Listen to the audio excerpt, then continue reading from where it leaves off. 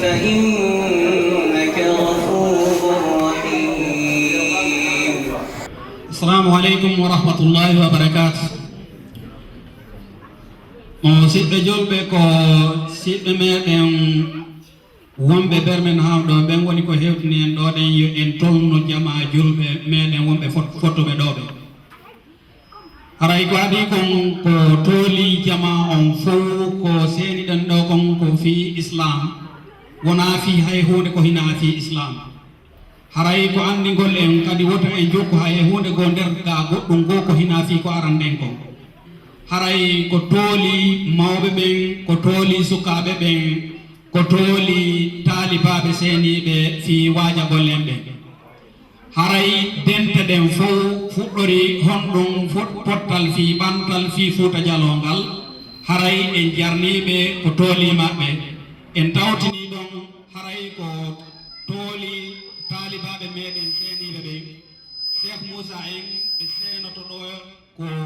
e nder minitaji seeɗaji ni kono ɓe ko kamɓe tongiti en ɗo haray en fuɗɗo ɗo eɓe hewtude hara ɓe tongal jama on fof.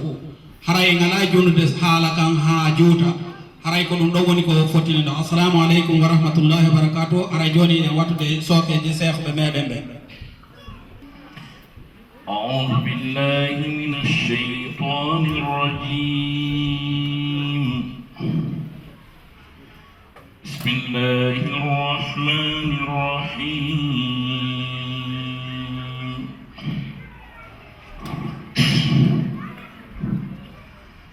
ولقد آتيناك 7 من المثاني والقرآن العظيم. لا تمدن عينيك إلى ما متعنا به أزواجا منهم ولا تحزن عليهم واخفض جناحك للمؤمنين وقل إني أنا النذير المبين. كما أنزلنا على المقتسمين الذين جعلوا القرآن عضين. فوربك لنسألنهم أجمعين عما كانوا يعملون. فاصدع بما تؤمر وأعرض عن المشركين إنا كفيناك المستهزئين الذين يجعلون مع الله إلها آخر فسوف يعلمون. ولقد نعلم أنك يضيق صدرك بما يقولون فسبح بحمد ربك وكن من الساجدين واعبد ربك حتى يأتيك اليقين. صدق الله العظيم. بسم الله الرحمن الرحيم. الحمد لله رب العالمين وصلى الله وسلم على المبعوث رحمة للعالمين سيدنا ونبينا محمد بن عبد الله وعلى آله وعلى صحبته الكرام والتابعين لهم بإحسان إلى يوم لا مرد له من الله. أما بعد، أيها الإخوة الكرام، الآباء والأمهات والأساتذة الأجلاء، أحييكم جميعا بتحية الإسلام، وتحية الإسلام هو السلام. السلام عليكم ورحمة الله تعالى وبركاته. haray musidɓe julɓe tedduɓe neniraɓe an babiraɓe an e karmokoɓe an o gaccanayɗan hakke ko adi kon taw iɗe yetta Allah subhanahu wa taala o taguɗo en waɗi en ɓiɓɓe adam arsikuɗo en ɗiɗo nemaji mawɗi suɓiɗo en arsike en waɗi en julɓe. ɓawo ɗum ɗen juula e nelaɗo meɗen on o ɗum mo jamɗe kisi woni e muɗum ndendiraaɗo sabu yurmede wonande ɗeɗo mofte haray no wonanimmi welo welo mawɗo e teddungal mawngal nde mi tawete e moɗon e ndeɗo saare e ndiɗo leydi yeeso ɗe geete ɗe Allah subhanahu wa taala nordiniri peewal kañum e iman e kulol Allah tawa kadi ko siɓɓan ta ko musgal an ta ko yimɓe leydi a yimɓe leydi lagine ɗum ɗo hino weltinimmi komi wata sifaade ko waɗi noon onon ɓe musidɓe amen wonɓe e ɗeɗo leyɗe tangi mon ɗin ko tangi sattuɗi joggu ko tangi mettuɗi heɓude wona ko woni wo ko woni e wonɗo wonɗo jonno toon ɗin tangi moɗon ko ɗum waɗi si tawi ɗo weltano dendanangal seeniɓe ɗo ɓen fof kala ka ɓe yiwri woɗɗiti ɓadi ɓe ari ɗo tawi ko fii heɗitagol ndeɗo yewtere l'islam haray hiɗon hani yettude Allah subhanahu wa taala wonugol e sifa ɗeɗo leyɗe ɗiɗo nemaji ka tawata yettugol Allah no weli fii tawa e hoore ɗum ɗon fof on yejjitaali ko on julɓe o yejjitaali iwdi mon o yejjitaali ka iwɗon ɗum ɗon ko neɗɗanke yakan noon ko ɗum ɗo woni valeur taga neɗɗanke ko tuma tawi o perdaali identité makko on o perdaali ko o hombo o faydinaaki ko waɗi noon so ndaari ɓe ɓe wonɗen ka mum ɗo kamɓe ɓe anndi ko ɓe homɓe duuɓi temedere hiɓe ka ɓe won ɗon ɓe annduma an kadi ko a hombo an sa faala anndu ko an mata anndu ko an kamɓe anndi ka hombo an dossier ji ma sa heɓi nationalité ɗe anndi ka yarata toon na ka ɓe yarata toon anndi kamɓe ɓe si woni duuɓi temedere ɓe ka ɓe won ɗon teddungal mangal an kadi ko ya anndu ko a hombo annda ko ɗum adduma ɗo par ce que argol ga no dagi harma Allah subhanahu wa ta'ala ko kanko wi ka alquran sa faala yaw ka faaka waynder aduna kanko wiiɗi datto wa dalika surat tabar huwa alladhi ja'ala lakum al-ardha dalulan famshu fi manakibiha wa kulu min rizqihi wa ilayhi an-nushur Allah daali ko kanko woni ko waɗani on ndi leydi ertaani c'est-à-dire wonugol leydi ertaani ko tawi kon kala ka yawɗa a adaptay climat on e géographie on diversité culturelle ɗiɗin fof a adaptay rapidement heña par ce que kaka maaka ka wawɗa wonde sa iwi ka wonata 40 degré à l'ombre a ari ka wonata 6 ma 7 degré a wawi wonde ɗon ko ɓayi ɗum tafanoma e ma moƴƴinama e ma automatiquement organisme ma on adaptay par ce que Allah newnanino maɗa wawi yaade donc ɗuwa so wi ko kanko woni ko ɗertani o leydi ndin yahe jinɗon kala ka faalɗo yaade e nder leydi ndin ñaamon arsike Allah on kono ko yon anndu tun kadi on hewtoyay laafara ñanden donc andi ko kanko subhanahu wa ta'ala newni fii jindugol no mari nooneji ɓurɗi no jaɓa hiɗay nokku arsike on faaɗi gurdam ɗam metti heɓa ko ɗo tañiri sa yahi nokku goo arsike on yaajay heɓa no wuuri laata ɗo teddi puusa yaha ɗo mari baraji on aventure ma ɗon voyage gol yawgol aventure fii yo niveau de vie makko on yo heɓ ko wiyete bien-être c'est à dire yo ɓorno laaɓuɗi o ñawdo so nawni o janga o ñaama ha o haara yawgol aventure fii ɗum ɗon no mari baraji parce que wona ko yimɓe ko famata wondema l'islam est synonyme de la pauvreté l'islam aray sa woni julɗo aray ko ya weele ko ya muñoɗa heyke nawna ɗumannoɗa donc l'islam ko diina yiɗuka ko wiyete ko bien-être gurdam moƴƴa ko diina yiɗuka gandal ko diina yiɗuka développement ko diina yiɗuka ɓantal ko par ce que Allah daali ولقد كرمنا بني آدم وحملناهم في البر والبحر ورزقناهم من الطيبات وفضلناهم على كثير ممن خلقنا تفضيلا. دونك سورة الإسراء الله دالي من تكي من تتني بيدو هذا معهم من رندك موكا كوافو من رندك موكا نجور من أسكي منيامي تيجي تجري ويل. donc ani normalement tagaro doit kabede de ha hange ma sonno ma tampa ma seppa fiti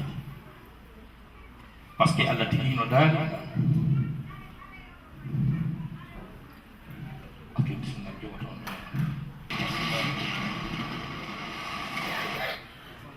bismillahirrahmanirrahim okay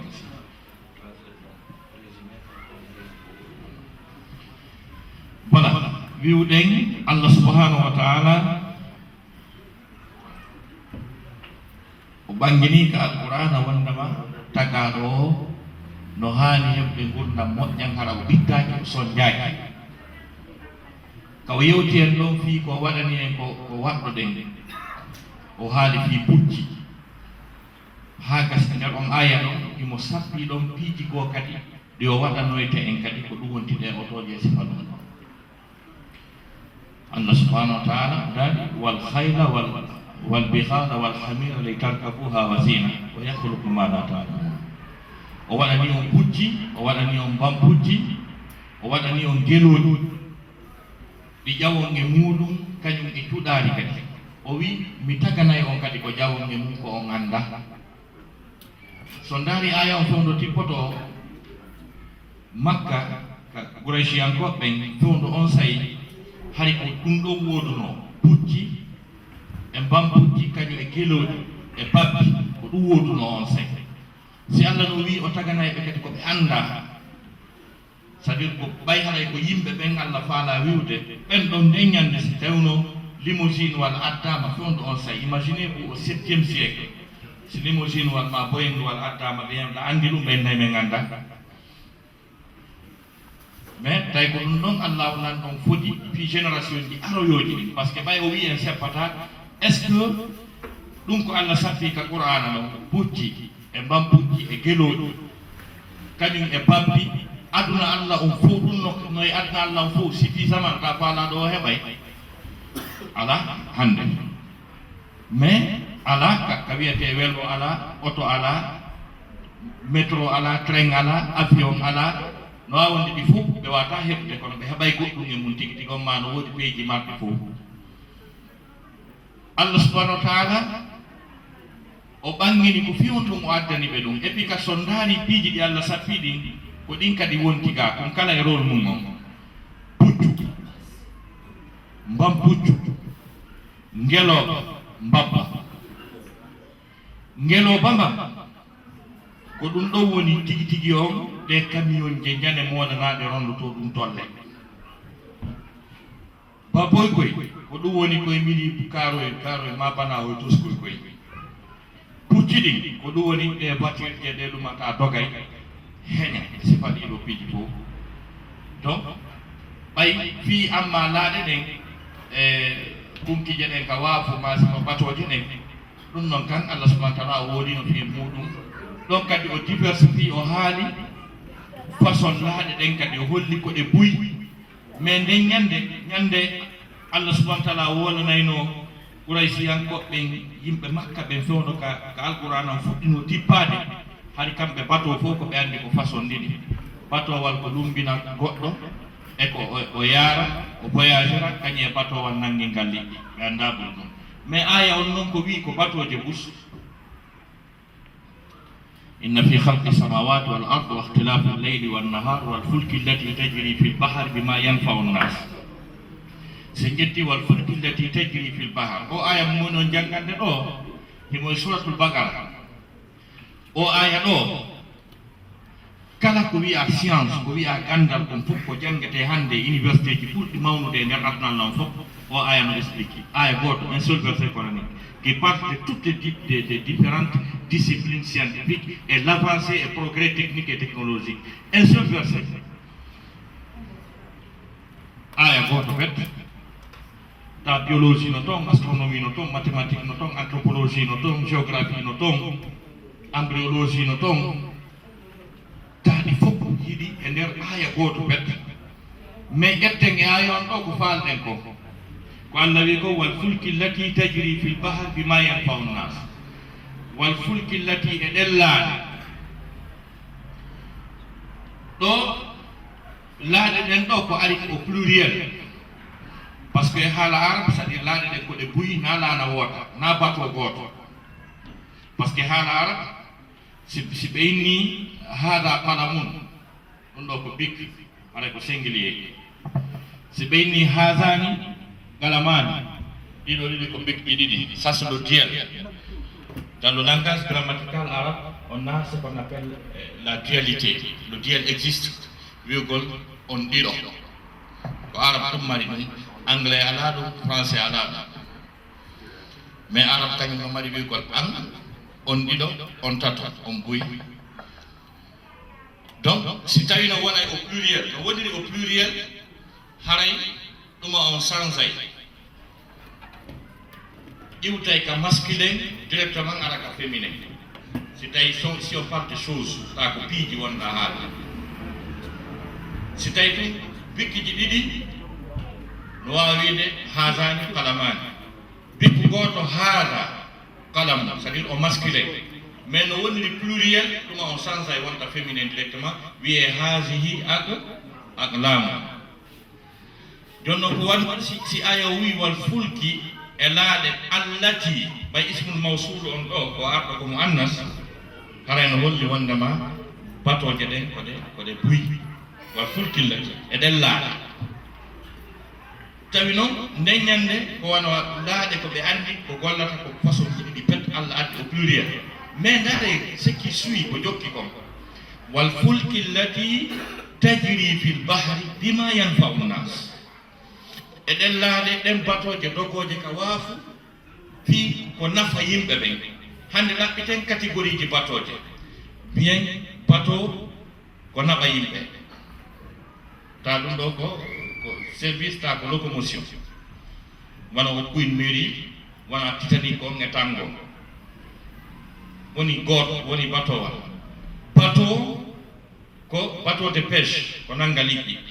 woni ɗiɗi wiyem bateau tawa ɗum ɗo ko spécial fi ko kipi fi défense ta ko bateau service militaire ene nana hiɓe inna état major général des armées e honno des armées de mer maɗum marine nationale ɗon andi ɗen ko laaɗe jogui ɗen kadi ko fi ko nafa yimɓe batoje tawa ɗen ɗon ko ɗaɓɓitoje kanŋe e kaalisi e pétrole e jawle ko woni ka nder waafa ɗen kadi ko batoje ɗen kan no woodi ka déjà aya go déjà no sappi ɗen batoje directement wa taral fulka fihi mawakhira fihi wa litabtahu min fadlihi wa la'allakum tashkurun Allah daali ɗayiya laaɗe ley ɗen ɗon ko mari ley Allah wi ɗe ɗaɓɓita ɗon kanŋe e jawle ko nafa on kadi e batoje tawa golle mum ka nder waafu ko c'est à dire ko fii cella ko ɗaɓɓita ɗon façon kulloy e leɗɗe no nder ton ko moƴƴinirte lekkele ko ñawdoroɗen sifa ɗeɗo batoje fof ino nder ton ko ɗum wasi Allah addi au pluriel joni noon ɗum ɗo fof ko qur'ana woni haalande ko qur'ana woni haalde ɗo kon fof c'est pour le bien-être ko fii tun no ñaamire haare ɓorne ñawde wuure ko haalan ko ɗo wondema yilti kadi Allah subhanahu wa ta'ala o daali ko aggirani en ɗum ɗon ko fii yo fowtin en Allah daali tahmilukum wa tahmilu afqalakum Allah daali ɗen laaɗe ɗen bato bimana ɗen otoje ɗin pucci hino rondo en rondoda en e bagasiji men ɗin ɗino yottina en e nokku lam takunu balighihi illa bi shiqqil anfus o wawata yottode hewtude ɗon e dongal mongal sina on bitti imaginez vous anduɓe Conakry tuma goɗɗo rondi saku maaro Madina o rondi ko o seppidi e makko ha telimile donc haray modi sa hewti ɗo e makko haray woni bi shiqqil anfus haray wonki so jike donc a andi ɗo ko fasilitangol ɗen ko newinangol e gurdam men ko haalangol o wondema mo eggi e leydi o ari e leydi tawi ko fii ɓuttu e teddungal e ñaamete moƴƴe gurdam moƴƴan no dagi harma ta ko bitto on noon no dagi kadi waɗugol aventure a janngiɗo ha a faami a tañƴini keɗa wawi yaade e pays goo ɓeyta gandal ngal heɓa gandal molanangal ɗon kadi sa fuusi a yeehi saabu gandal no dagi maɗum fii ñawdago ɗum ɗon kam no dagi maɗum ɗa humpa aduna o ɗa faala yawde ɗa humpa ka wiyete London ɗa humpa ka wiyete Paris ɗa humpa ka wiyete Copenhague ɗa humpa ka wiyete ɗo fiya a yiya visita ta ko bitte touriste ɓeydoɗa hakkil ɓeydoɗa faam yiya façon woɓɓe go yiya culture ji goo kadi ɗum ɗon kam no dagi donc so vous dire wondema na fi aventure on no harmi par ce que allahu lan ɗon subhanahu wa taala imo wiya yahe awalam yasiru fil ard hadi ɓe yaaɓe jinda ka leydi ɓe yiya piiji ɓe janga ɓe ɓeydo donc ko ɗum waɗi haray noon mais ɗum ɗon fof yo taw hara hay hunde e muɗum ittatama e fi jango ma ñande wiya a kaari feƴƴini yo Allah hirno mo yaafomo tawa yeeso ton kan no moƴƴi ta na fof lutti ɗo na ko weli ko fof ta ko ɗo atti haray marsade haray aventure o gona faadi e tentinima noon neɗɗo mo tawata woɓɓe goo e leyɗe goo mi ala innitude leydi heɓe mari probléme kon ɗum defete jangga probléme kon ɗum ñamete jangga weede a bobo nawni ko ɗum o waɗi o nawni par ce que o naɓire labtane ala lekki ala labtane ala a andi ɓen no mari probléme no ɓe wuurira dewti ɗon kadi ko honno ɓe rewrata Allah mo woni noon e nokku ka tawata ɗiɗa fof no newi haray ko on ɗon ɓuuri handude e rewgol Allah subahana taala par ce que emo facilitanahi no newinana ko ɗum waɗi simiɗo weltano o moƴƴa onon ɓe yimɓe ɓe mi tawata e ɗe leyɗe wiye fi yewtere l'islam fi diina ɓe hettoɓe ara ɓe jento tahi ɓe jaɓi fi diina kam ɓe yejjitali fi hoore maɓɓe ɓe yejjitali fi ka maɓɓe haray yewtereji ko wiyaɗe yewtu ɗo kon tembi ɗin hiɗi yeyɗo haaɗi tati e wata traitude ɗo tem ha o yalta si tembi ɗi woni ɗi tati haray ko flash ɗi watti ko par ce que tembi ɗi ɗuuɗi goɗɗum ɗum ɓe inni koye yewtu fi julde nde goɗɗum ɗum ɓe inni koye yewtu fi nafoore darnugol juulirde goɗɗum ɗum ɓe inni koye yewtu fi ɗeɗo dewle hakkude men e ɓeygoli men ɗin ga honno wawirte wondirde ta kono moƴƴiri tawa teddungal no woodi par ce que goɗɗum go e de racine man on ko telen ma ɗon taw c'est à dire ko wiigol debbo e gorko no fotama woni debbo no ɓuri gorko on donc en fina en tawa ɗum ka men ɗum kadi windaki ka alqouranare men dippine nde donc si faɗin piiji fof ko piiji wonɗi très important ɗi doit ɗen traitude ɓe nde jonde men ɗo hanen mi toro Allah subahanahu wa taala yo Allah arsi kanko mi yewta e mum ta ko wondi e ƴeewta ko fi Allah kadi woni komi yewtiri toro Allah subahanahu wa taala yo Allah yoɓ on ko ɓuri moƴƴude e joɗɗi ono wakkiliɓe seeni men haray adoroɗen fi julde nden no ɓe wiiri noon haray julde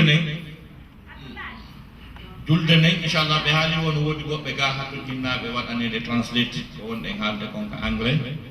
haray ɓeeɗo ɓe ƴettay ɗum ɓe ƴettay note mi kayni wolde ɓe résumé na mi yewɗum jonna ɓeeɗa ɗuman noon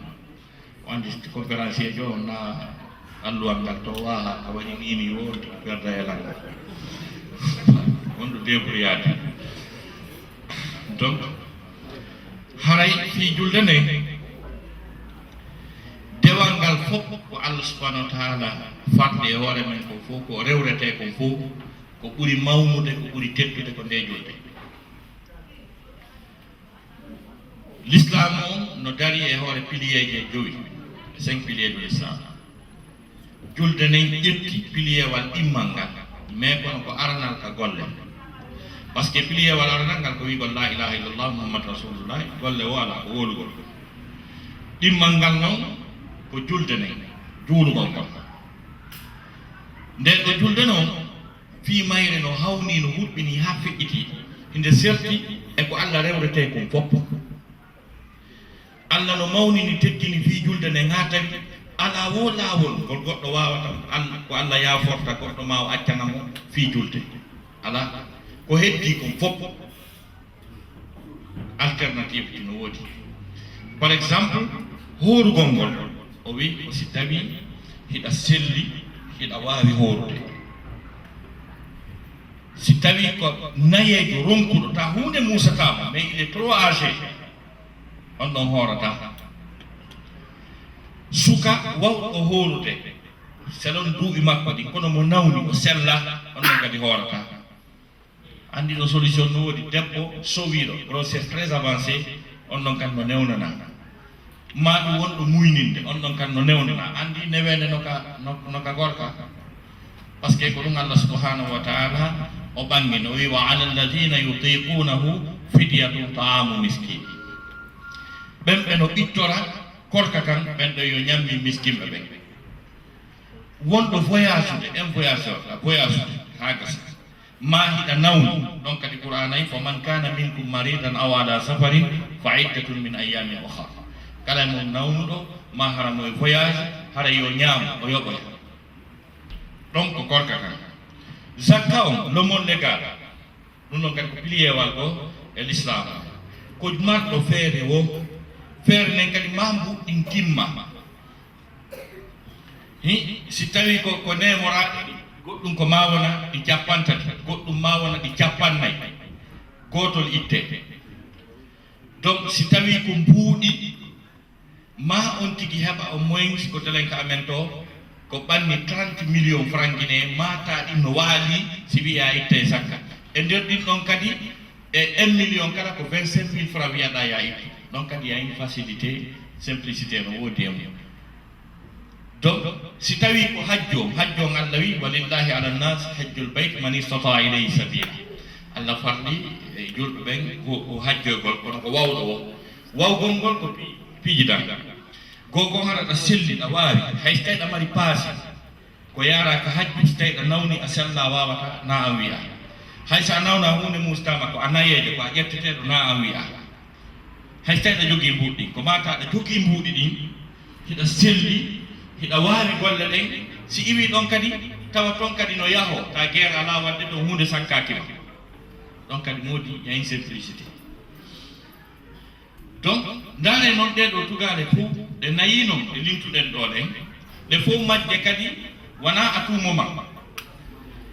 horgol ngol e nder lebbi sappo e ɗiɗi ko lewru wotoro hoorete hajju on ko nde wotere petka gurdamma sa hajji une fois c'est fini sallana Muhammad o heddi kon fof ko so paala yaa ittugol zakka on koye nde wotere e nder hitande chaque année une fois donc amma no julgol ngol ndaare hakkunde julde nden e ɗiɗo ko heddi ko e tawde kadi façon no Allah farliri ɗiɗo noon eno farliri julde nden na goto jul bimana zakka o Allah nelu seydna Jibril yawyama yo ittu zakka yawinnamo yo ittu kanko e mofte ɗen zakka yawya ɗum Muhammad hajju on o neli Jibril yawyeɗɗamo yo waɗ horgol ngol yawyeɗɗamo yo waɗ ɓay hewti julde nden yaw addananammo ga yawya min yo arga addanammo ɗo ɓay hewti Allah falama farlude e nelaɗo julde nden o wii yaw addananammo ko min tigi yettomo fi julde nden conseil seydna Jibril arani nelaɗo ɓe wi Makka ɓe ari Jérusalem ɓe wi Jérusalem ɓe yahoy ka Allah ɓe aroy ha e niveau go seydna Jibril wi kanko ko wiiri kon fof feƴƴalɗo on say Allah tipi ko lutti ko o addi nelaɗo ko faala o arɗon o inni mi farli e maɗa an e mofte maɗa ɗen ñannal kala chaque jour waktuji capanɗe joyi horeteɗi juuleteɗi wala waktuji capanɗe joyi chaque jour an e mofte maɗa ɗen juula nelan waktuji capanɗe joyi ko décret on noon on say nelaɗo fokkiti arɗon wari ore anna ba ko wuri ko aro yakanna Musa yori mo anna Musa wi ko dum feƴƴi do ton sadi ko anna ba mo landi tro mo fitti non Allah tagi be fop landaki ko dum feƴƴi ton anna Musa wi ko dum feƴƴi ton no Allah yoddo nya Allah jago noddirimmi ko fi fallu ko waktuji din e dow moftane ko jelo wada non ni capande jo yilto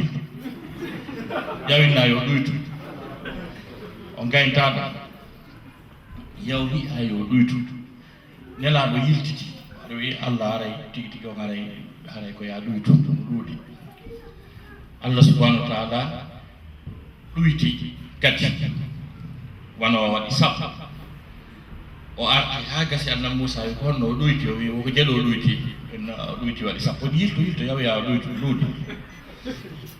wayni o moƴƴi saltaɗo o yehi waktuji ɗin o waɗi ba e biyen o tippi ɗon plusieurs fois Allah ɗuyti ha lutti joyi o ari o tawi annabi Musa wi ko honno o ɗuyti o wi ko jelu o wayni a joni Allah canima waktuji joyi ñalla o yaw ya o ɗuytu no satti ɓe townoyta nelaɗo wi mi hersi an sa torike ha hersay mi hersi wayni mi hersi Allah mi hersi yawgol wiya yo ɗuytu ɗum ɗo wayni awa yaw on say nela satlama ari ɓe tindini moftoɗen ɓe yettiɓe wondema waktuji jowi farlama e dow meɗen donc e nder ñallan ça c'est une grande différence o yiiɗon hakkude ɗeya tugade l'islam e juldere nagoto yildoyi ɓayi ko ɓuri wonde important ɓay nela saslama yehi ka Allah ɗuytanimo waktuji ɗin jowi ha woni ɗi jowi nette Allah wimo ko golle ɗen mi ɗuytani on kono komi anniyino yoɓɓugol son juuli waktuji capanɗe joyi ɗin ndin joddino waali ko golle ɗen mi ɗuytani on c'est à dire waktuji ɗin joyi ko yoɓete ko waktuji capanɗe joyi joddi mum quoi donc ko ɗum holli wondema julde nden nande sama kalana en plus julde nden kala no siforɗa ko yimɓe ɗiɗo pet newnana wondema ɓen ɗon wata ɓe juul farlaki ɓe woɓɓe hino yamira e nder muɗum ta farlaka e maɓɓe ta ko hadisaje nelaɗa bay koy elan maki muru abnaakum li salati sab'i wadribuhum alayha yashur nelaɗo maki yamire ɓiɓɓe mon ɓen fi julde nden kaɓe heeɓi duuɓi jeɗɗi si ɓe heeɓi duuɓi sappo ɓe juulali piyeɓe fi julde so ɓe juulali joni noon ka bay koye tawata duuɓi jeeɗiɗi ɓe siwaka hellifeede nelaɗo wiyo ɓe ekkite duuɓi sappo kadi ɓe hellifaka ha joni nelaɗo maki si ɓe juulali piyeɓe pay kumma soko heeɓi duuɓi sappo ko juulali nelaɗo wiya pimo so tawi noon ko an patron mon tigui woni an kombo piyeɓe donc e yimurandu haka hawni haka hurɓini ɗon ko hombo Allah subhanahu wa ta'ala newinani wi an on wata juulu ko so tawi ara on tigui feeti ta ko feeto haqqille ɗen alaɗo ɓaynanaɗo maki rufi alqalamu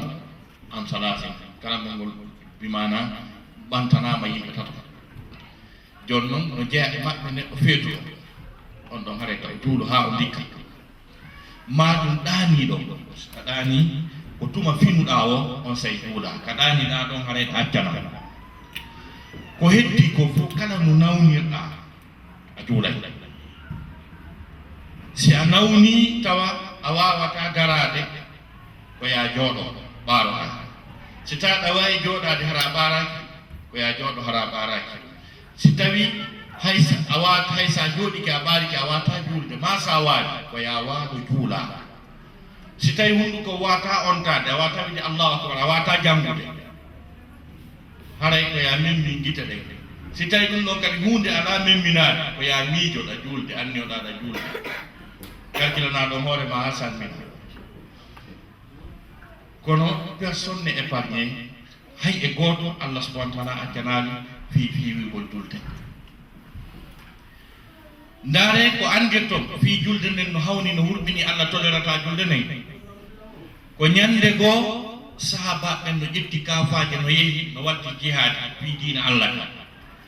ɓe waɗi jihadi ndin ha waɗu ko heewi alansara heewi nelaɗo yi andi alansara heewi sahabaɓe fof andi alansara heewi nelaɗo holliri ɗon Allah alhaali ɓay ko fi makko naɓi ɓe ko jiyaadi joni yo Allah accamɓe Allah subhanahu wa ta'ala wi julde an men ɗo waɗuta mon mi accali fi kala guerre no wadde fi mi accali mi accata organisé no juuliro Allah nan ɗo yamiri nelaɗo on ayije Qur'an ko honno o darnirta sahabaɓe ɓe juula o wii koyo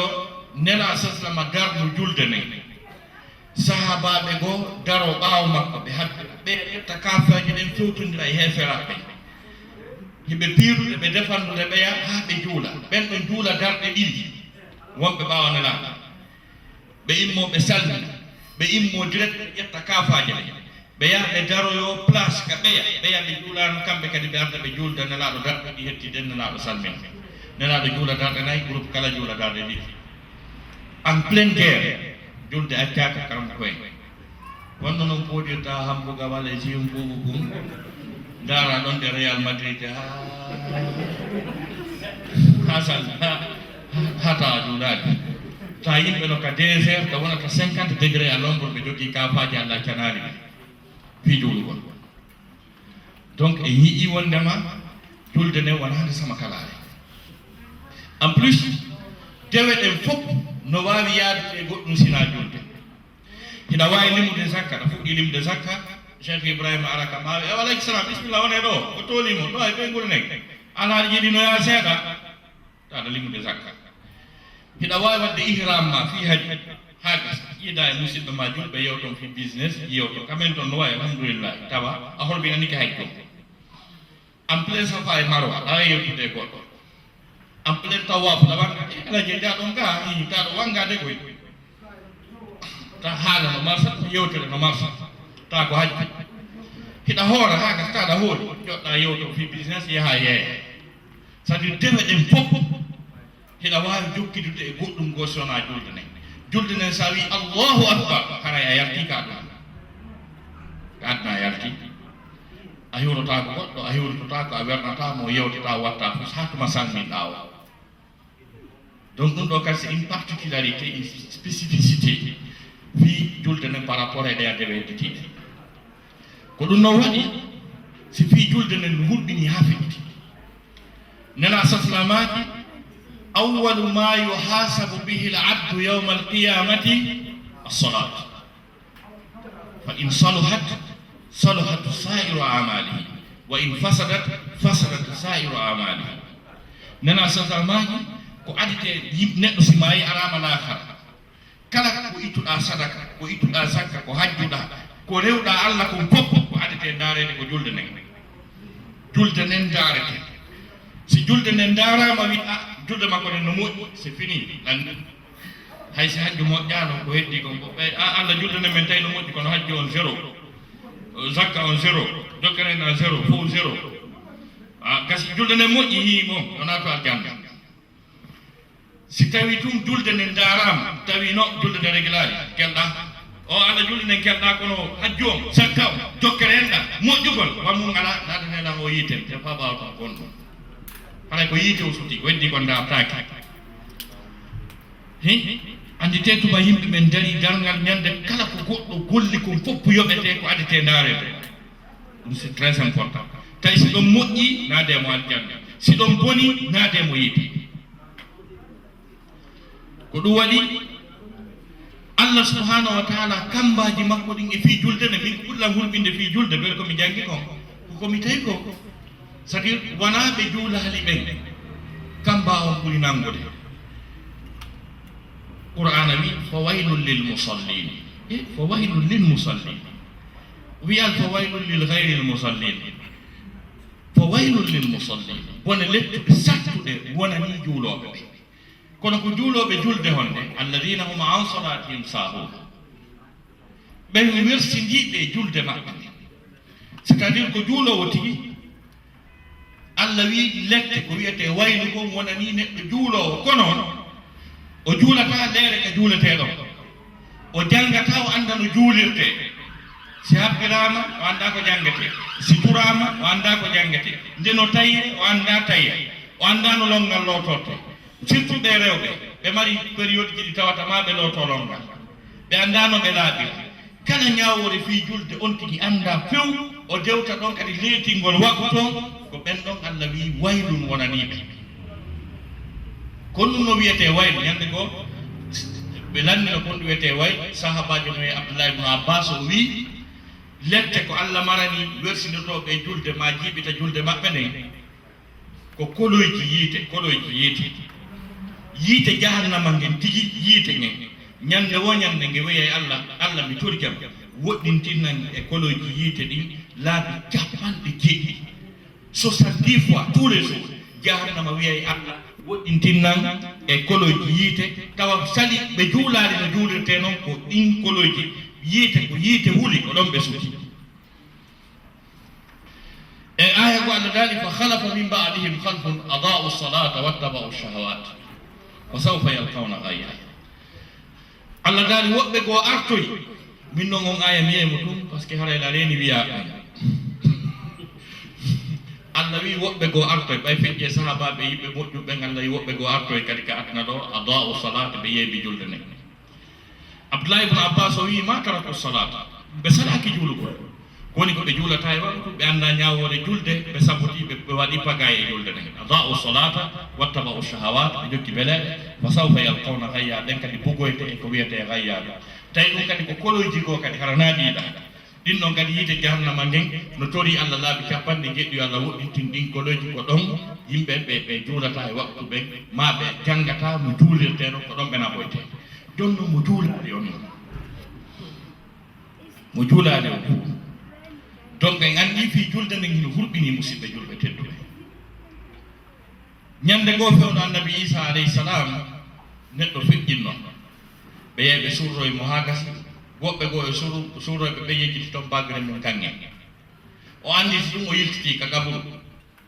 o ari ɗum o ɓatti tum ɗon o tawi ɗum wuli ɓattutaka o ƴeewi hewa tawi gaburu kaɓe surri ɗon joni yiite huɓɓi tawi yiite huɓɓi ɗon o dogi kisan tawi joni nafi wurundare ma pin o dogi sa o yewa tawa annabi Isa o yetti o mahinka makko ɓe ari tawi ko yumma makko ɗum wuuri annabi Isa wi gaburu ɓiɗɗo mamo min surri joni noon yiite huɓɓi e mum yeeto men ko honɗum o waɗayno ko honɗum o yeddayno Allah yummirawo o wi o yedda Allah o biyata o yennata o toñata o jamfata ko o fenata mi anda hay fus ko watta ko boni ko hunde wotere ɗum mo wersirino e mum o juulatano e leere annabi Isa wi ko ɗum tigi annabi Isa wi o wona e ngey yiite ñande darngal o yaada e magge kadi ka nder yiite donc fi nennuɗo juulugol ta gabru makko no huɓɓi donc en somme ou bien en conclusion ɓay haray tebje ɗi no ɗuuɗi ko wawɗe mi wawi e yeetade ko watta en waɗi sama kala e julde nden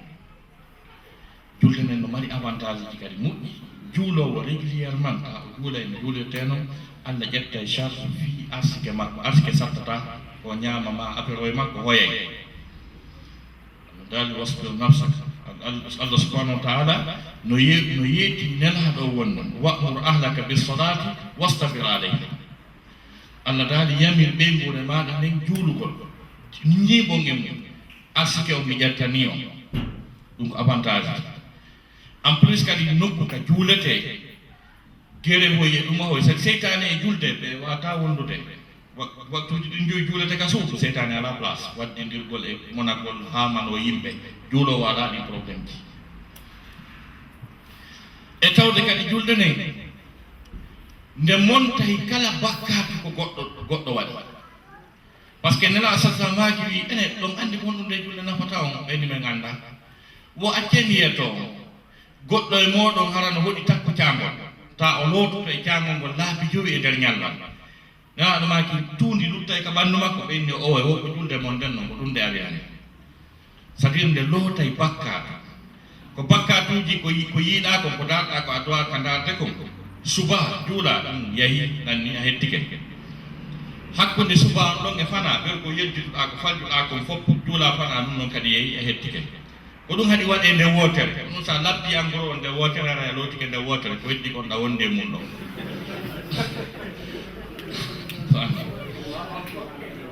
donc bakkatuji ɗon tigi waɗi ka fana ha ka alansara o juula alansara nam anamoli bakkatuji ɗo waɗi hakkude ɗon e futuro o juula futuro nam anamoli bakkatuji ɗo waɗi hakkude ɗon ɗo yo waalo o juula geeƴe o waalo lanni o waalo pus o bonna o accanama fof quel avantage hadis gomi a cheikh Mouhammad Nasiruddin Albani no addi ka deftere makko silsilatul ahadisu sahiha o wi'i si neɗɗo ari juulugol ka juulirde o wi o habbiray ɗum malaikaɓe ɗiɗo ara taɓe addi sakuru bakkatu makko so jangi fatiha ɓe itta seeɗa so turike ɓe itta seeɗa so waɗi sujudu ɓe itta seeɗa sanka kaw salminta ɗon ɓe honka sakuru bakkatu mum ɓe yaha nanni donc ɗum ɗo fof ko avantage ji julde nden toroɗuni fi Allah waɗen sooɓe e nde ɗo julde meɗen haray on topic noon ɗen mi darike ɗo haray ceerno men on waɗana e résumé seeɗa anglais on say aren e thème ɗimmo on kadi inchallah. Assalamu aleykum wa rahmatullah. Assalamu alaikum wa rahmatullahi ta'ala wa barakatuh.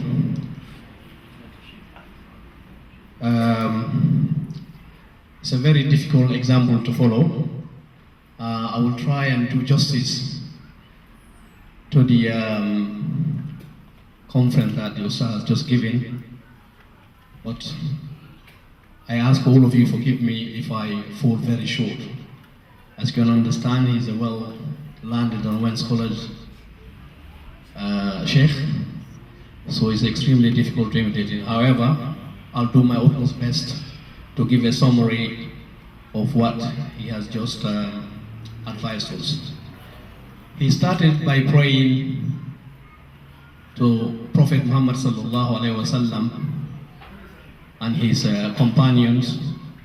who helped him promote Islam during their lifetime. He went on to thank all of us here for living our precious lifestyle and coming here today. He appreciates that we live in the West, where time is of the essence, where everybody is very precious for time, and therefore the fact that we are able to leave our family, our work, our other daily engagement and come here today to listen to him, for that he's enormously grateful, so he thanks all of us. He went on to say that also we should be grateful to Allah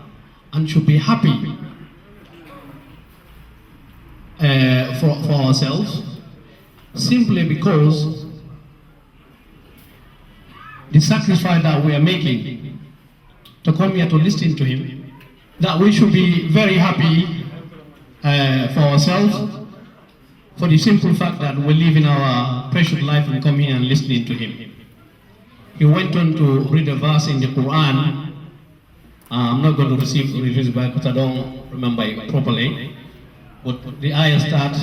وَلَدْ آتَيْنَاكُمْ سَبًا مِنَ الْمَثَانِي, in the sense that a lot of people associate Islam with suffering and poverty. The site gave many examples to contradict that view, in the sense that Islam is something that promotes well-being,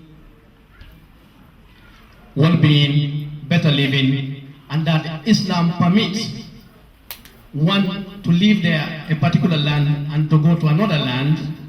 whereby in that land you can acquire wealth, you can acquire knowledge, you can provide for your family, and you can help spread the word of Allah.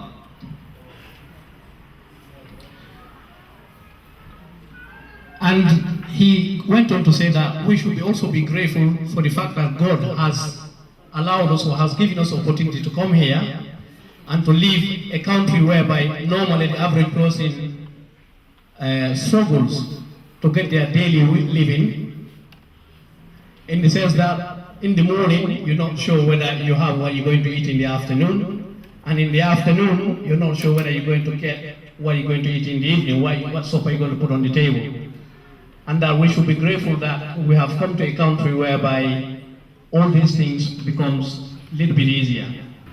Okay, he gave many verses in the Quran to say that traveling or migration is not a phenomenon. It's not a new phenomenon. It's a phenomenon that existed before Islam, during Islam. وَلَقَدْ كَرَّمْنَا بَنِي آدَمَ وَرَزَقْنَاهُمْ مِنَ فِي الْبَرِّ وَالْبَحْرِ. And he gave many examples as why Islam actually is not a religion, contrary to what the general public or other people think, that Islam is associated with poverty, suffering, harming other people. So he gave many verses to contradict that view. And one of the examples he gave is that there's many ayahs in the Quran where God revealed all the facilities or the ni'mah that God created for us humans, for us to have a better living. For example, He gave us horses, He gave us camels, He gave us donkeys, and also Allah also mentioned in the Quran that we give you horses, camels, and donkeys, and something else that you do not know. And he made the analogy, the reason why the verse mentioned horses, camels, and donkeys, and something else that we do not know, because during the Prophet Muhammad sallallahu alaihi wasallam, if somebody told you that actually I got a limousine or I got a Boeing 747, at that point in time, it would have been extremely difficult for the average person to comprehend what he's been saying. But even though during those primitive times, God provided all these facilities so that facilitate trade, so that if you have your goods, you can put it on a camel and travel from one place to another to do your trade, and therefore be able to put bread on the table. Also, he also gave us, he also mentioned vessels that sails in the sea for the benefit of mankind. And he mentioned the fact that it's not just one type of vessel. وَالْفُلْكِ الَّتِي تَجْرِي فِي الْبَحْرِ بِمَا يَنْفَعُ النَّاسِ, and the vessels that sailed in the sea for the benefit of mankind. The verse did not just mention one type of vessels. In Arabic, in English or other languages, I do not speak Arabic, but in English you only have one singular or plural. But in Arabic, actually, you can have a singular, you can have something that refers to two, muthanna in Arabic, or you can have something that refers to jam, i.e. plural. So that's why the verse says, وَالْفُلْكِ الَّتِي تَجْرِي فِي الْبَحْرِ. If it was just one type of vessel, then the ayah will not be in the plural form. He then goes on to mention the fact that the type of vessels God has enabled man to create or to make for the benefit of mankind in general are enormous. There are vessels that are designed only for travel and pleasure, for example the Titanic, or the vessels that you can actually take a cruise right now and go across Europe or the Caribbean and back. There are vessels specifically just for defense. For example, the Marine here in Britain, we know they got a lot of vessels where helicopters land. America is a typical example. You can have a massive vessel where helicopters, planes, and technologies just land. There are vessels also just purely for research. So all this is a verse taken from the Quran, is to justify or is a counter-argument and suffering. If Islam was a religion that does not promote wealth and well-being, then this verse would not have been in the Quran. In fact, Islam strongly encourages the acquisition of wealth, knowledge, well-being, and well-being. This is why these verses are in the Quran. He goes on to say why God had created the camels, the donkeys, and why God has given mankind the knowledge and the know-how to make these vessels. It's for one purpose only and nothing else. And that purpose, that Islam is a backward-looking religion, it's a religion that is not modern. You know, you have ample evidence in the Quran to refute or to counter-argue against those views and arguments. Okay, I think we're limited for time. So the next thing he went on to outline the agenda for the day. Today in our gathering here, we have three important topics that our hosts have asked Oustaz to speak about. One is the importance of prayer in the context of the life of a Muslim. The other topic is the benefit of building a mosque. And the other is how is the importance of marriage in Islam, what are the rules and conditions. He then went on to outline the importance of prayer in Islam. Prayer in Islam is the second pillar of Islam. You know, Islam has 5 pillars. Prayer is the second pillar, was actually the first in terms of action. Because pillar number 1 is for you to testify that there is no God but Allah, and that the Messenger Muhammad sallallahu alaihi wasallam is a prophet from God. But that is just an intention, an acknowledgement. It's not something that you get up every single day to do. Therefore, the first pillar in Islam is prayer. And when we say pillars, use the analogy of a building. When you want to build your house where you live or a complex, you get an engineer who designs the building and decides at what interval each column goes. If any of those columns goes missing, obviously your building will either fall or become wonky or totally unsafe. And in the context of Islam, the most important pillar is the prayer. He went on to use the analogy, although that Islam have 5 pillars in Islam, all the 4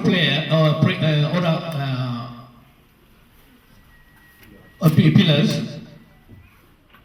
can be excused given certain terms and conditions. He used, for example, fasting. You can only fast if you're able to do so. If you're sick,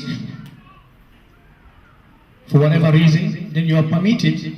not to fast while you're sick and to fast later when you're able to. When you're traveling, you are excused while you're traveling not to fast and to fast later once you've arrived back home or when you get where you're going to. He went into zakah. Zakah, that's an obligatory due that Muslims give once their wealth reaches a certain threshold. You know, zakah also has rules and conditions. There are exceptions. The exception is your wealth have to reach a certain threshold, otherwise you're not obliged to give zakah. Also zakah, you do it once in a year, not something you do every day or every month. What about Hajj? Man istata'a ilayhi sabila. You only do Hajj when you fulfill certain terms and conditions. And those terms and conditions include, 1, you being able to perform your Hajj, i.e. you're completely healthy. 2nd, you're able to live for your family what they can eat while you're away at Hajj. And 3rdly, you have to have the money to be able to do it. If you cannot fulfill all those conditions, then Hajj is not an obligatory on you, regardless of your age. Then compare these 3 pillars I've just mentioned with the prayer. You can see that the prayer is the most important pillar in Islam for a Muslim. And if that pillar goes missing in your building will completely fall and will be totally unsafe. he also went on to say, of all the 5 pillars, God sent the angel Jibril to deliver the message to Prophet Muhammad sallallahu alaihi wasallam for him to deliver into his ummah. When he came to Saum, he sent Jibril to Muhammad, go and tell your ummah, tell Muhammad to tell his people to do fasting. Hajj, same thing. Zakah, same thing. It's like you working in a very big organization. Maybe you're in the middle and the management is right at the top. When the management sends an instruction via an email or via text, or they send someone down to go and tell you to do it, it's quite different when the top board holds you in the boardroom and gives you instructions. You can see the importance are quite different. So when it came to the prayer, Allah did not send Jibril to go to Muhammad and tell him about the prayer. Allah sent Jibril to go and get him for me, so that I can tell him about the prayer. That night, Jibril came and got Prophet from Mecca. They went to Baitul Maqdis, now in Israel, and from there Jibril went with Prophet Muhammad sallallahu alaihi wasallam to the heavens to meet Allah. And they flew up to a certain point. And when they reached at that point, Jibril said, Muhammad, this is furthest I can go. After here, I cannot go. You are now on your own. From there, Allah brought Muhammad nearer to him and gave him instructions on the prayer. So you can see the importance of a prayer. Whereas the 4 other pillars of Islam, God sent Jibril from the heaven to come to earth to give Muhammad sallallahu alaihi wasallam the message. When it came to the prayer, Allah actually sent for Muhammad sallallahu alaihi wasallam to go to the heavens to meet him, so that he can get the instructions direct from the boss, not via an intermediary. So you can just use that analogy to see the importance of prayer in Islam. So when Muhammad came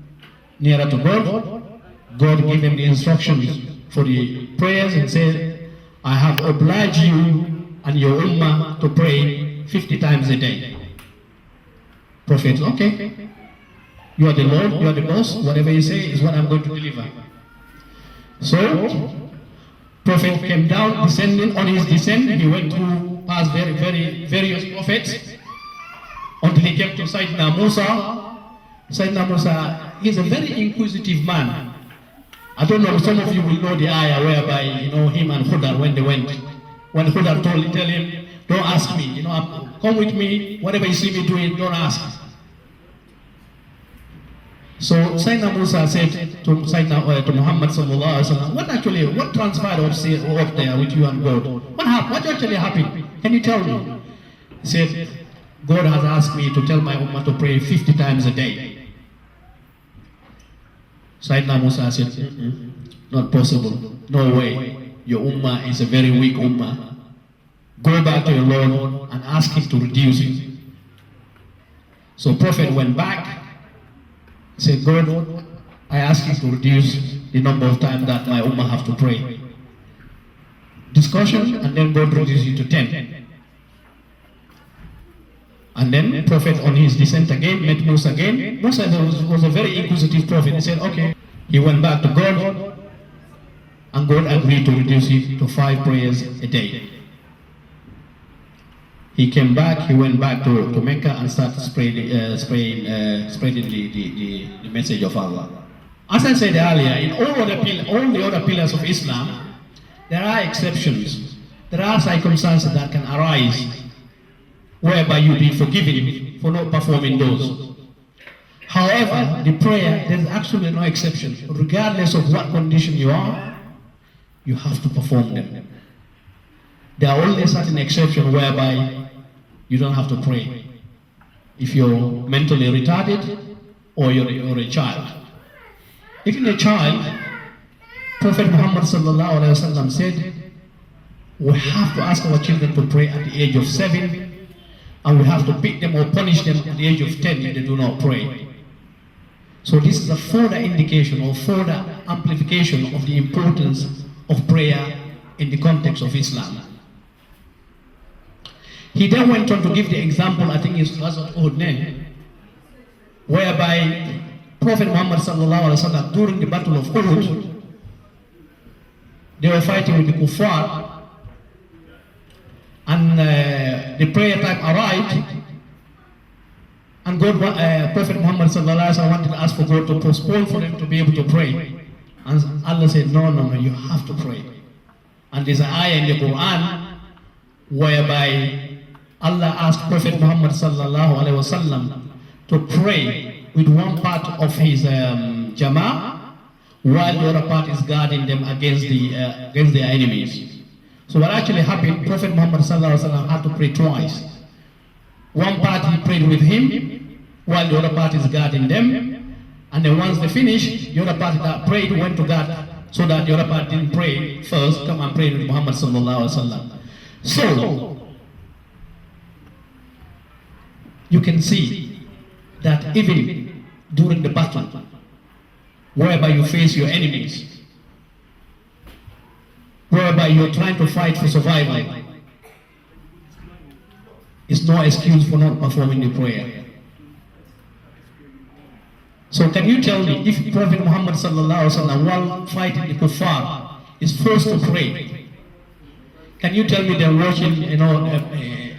Arsenal against Chelsea or Real Madrid against Real? Is that an excuse not to perform the prayer on time? Of course not. If Prophet Muhammad sallallahu alaihi wasallam, the best beloved man on the earth, is forced to pray while he's battling the kuffar, let alone you who are sitting there watching a football game.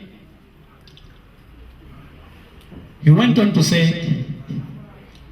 the importance of prayer is not just about just performing the prayer, Allahu Akbar, quick, done and dusted. There are rules, there are terms, there are conditions. It's like you when you're employed in an organization, or like you when you sign a contract with someone. That contract will carry terms and conditions. If you do not fulfill those terms and conditions, you'll be deemed to have not complied with your contract, and therefore penalties may ensue. He read the ayah, فَوَيْلٌ لِلْمُصَلِّينَ الَّذِينَ هُمْ عَنْ صَلَاتِهِمْ سَاهُونَ. He said, punishment to those who pray. Listen, to those who pray. What about those who do not pray? But there are exceptions, alhamdulillah, which is الَّذِينَ هُمْ عَنْ صَلَاتِهِمْ سَاهُونَ. Those who do not practice their prayer with attention, those who kind of play with their prayers. They do not pray on time, they do not understand the rules of praying, they do not put in the effort to acquire the knowledge of how to perform prayer correctly. He went on to read another ayah whereby he said, other people will come after Prophet and his Sahaba, Ada'u Salah, Waqtabahu Shahawat, Fasawfa Yulghawna Ghayya. Ummah will come after Prophet and his Sahaba who will take the prayer as a joke, who will take the prayer as a voluntary thing instead of an obligatory thing. He said, فَسَوْفَ يُلْغَوْنَ غَيَّا, they will be thrown into the hellfire. And that hellfire is a fire whereby the rest of the fires, like Jahannam, ask God every single day, please God, put me far away from those other fires because of their heat and intensity. He went on to describe and to say, what are the rewards? There is a reward. You check your bank account, there is something in there so that you can do your shopping. Therefore, the prayer also have a magnificent reward for those who performs it on time, correctly, and in terms and conditions as prescribed in the Quran and the Sunnah.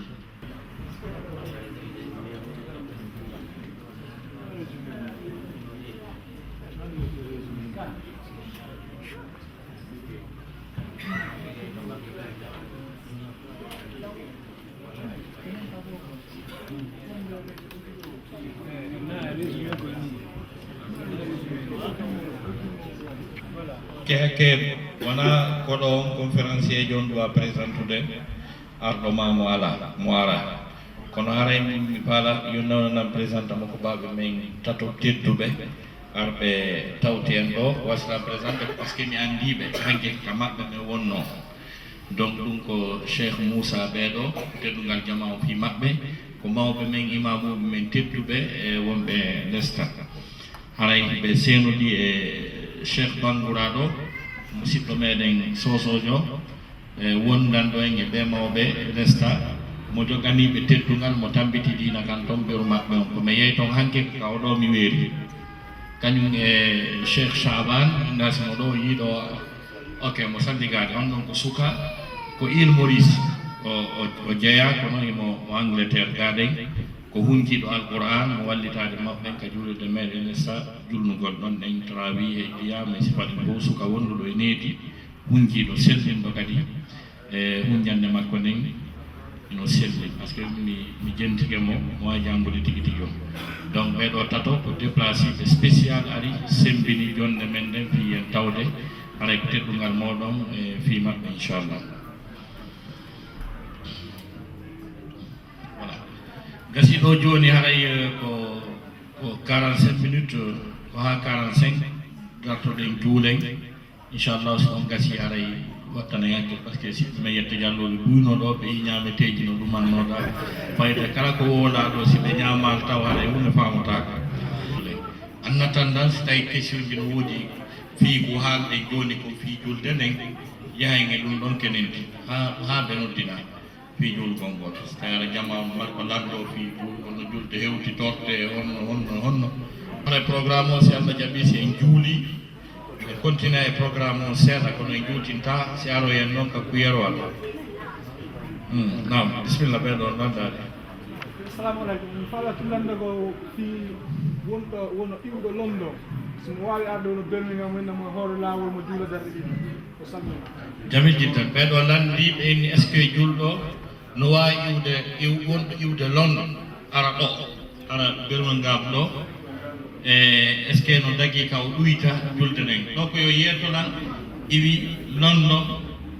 ha ɗo o ko kilo jelɗo min noon ko kilo wiyoton na mayli 160 kilomètres. Et bien sûr o ɗuytay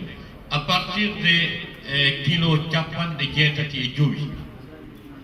kala distance wonɗo hakkude kilo capanɗe jeetati e joyi si timmi tun a ɗuyta julde sa faala kadi a ñaamay kadi sara koye suumaye sa faala a ñaama yoɓitoya a ɗuyta kadi o distance ɗo hande kadi ɗo noon affaire temetere e goɗɗum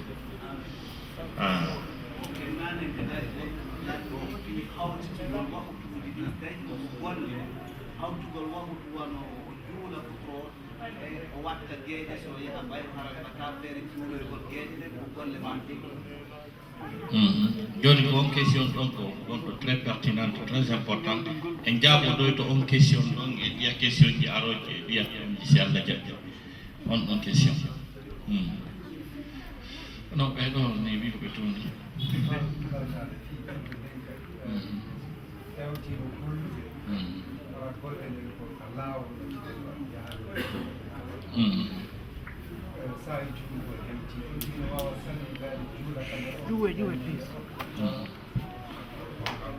voilà ɓeɗo landi yo fi julde nden tawa golle maɗen toujours ɗaka lawol a doginde toujours a doginde ma so tawino a dogingol hara ko seppugol ɗaka lawol ɗo est ce que no dagui ka on tigui gara o juula on tigui no wawi salligade ha moƴƴata monde e salligui makko o si tawi mo wawa garde sera o daro o juula ino moƴƴani mo tippo o juula so tawi ɗum eɓɓota ko fewi yo juulu ka nder oto joɗo toon mo juula probléme ala sunna on tigi tigi on ko yimɓe wuuruɓe ɓen ko ɓen ɗon sunna on nangi hettangol sunna on tingal babbiraɓe makko ko ma saba ɗum o wuuruɓe o ittanaɓe kono noon ɓay ko ñamete koko yimɓe ɓen duncitora mo wawi andiyade na baraji ɗum ɗo mi okki mi itti ɗum ɗo sunna baraji mum ɗi mi okki mawɓe an fiɗɗimɓe wawi dagorade noon inchallah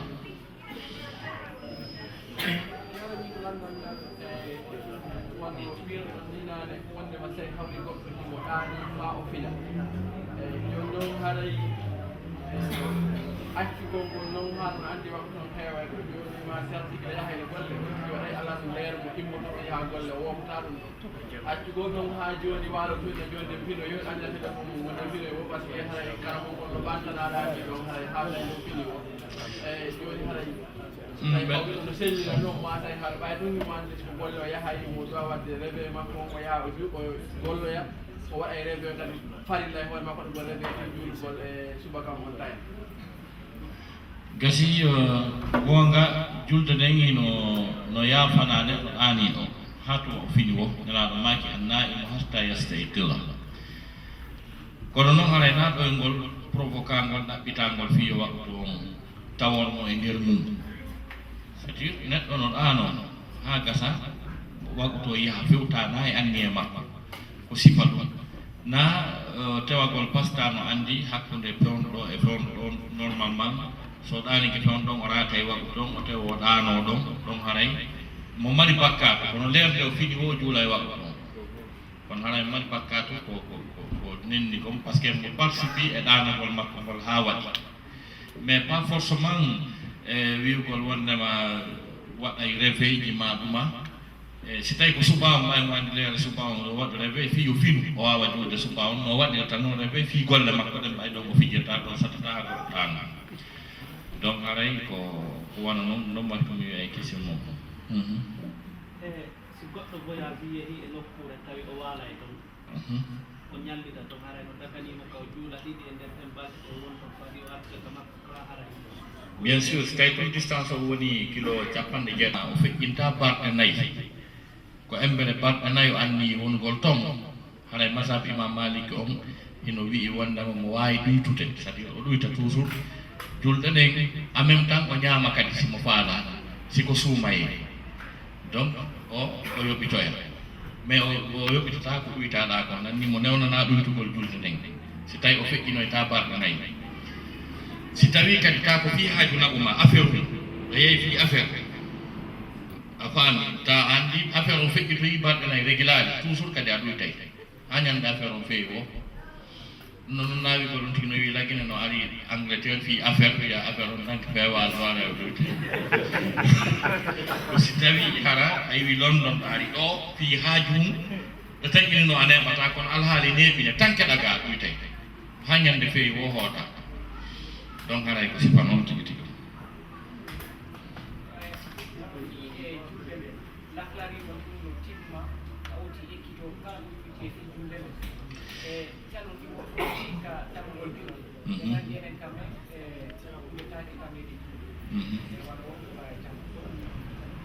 si jami jiddan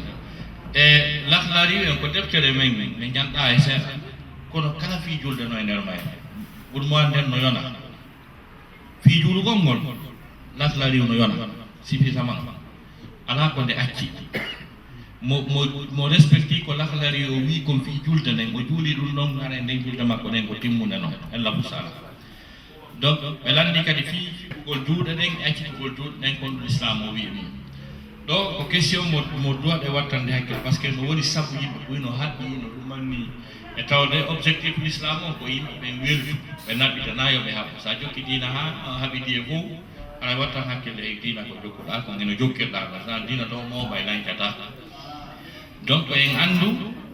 e wondema fiɓɓugol juuɗe ɗen ko accitugol juuɗe ko hontoye ɗum ɗo fof tawa anden sen piira e sen piirata anden sen taƴodira e sen taƴodirta donc e fiɓugol juuɗe ɗen ko jeeya ɗum ko wiyete hay'atu salat wona farilla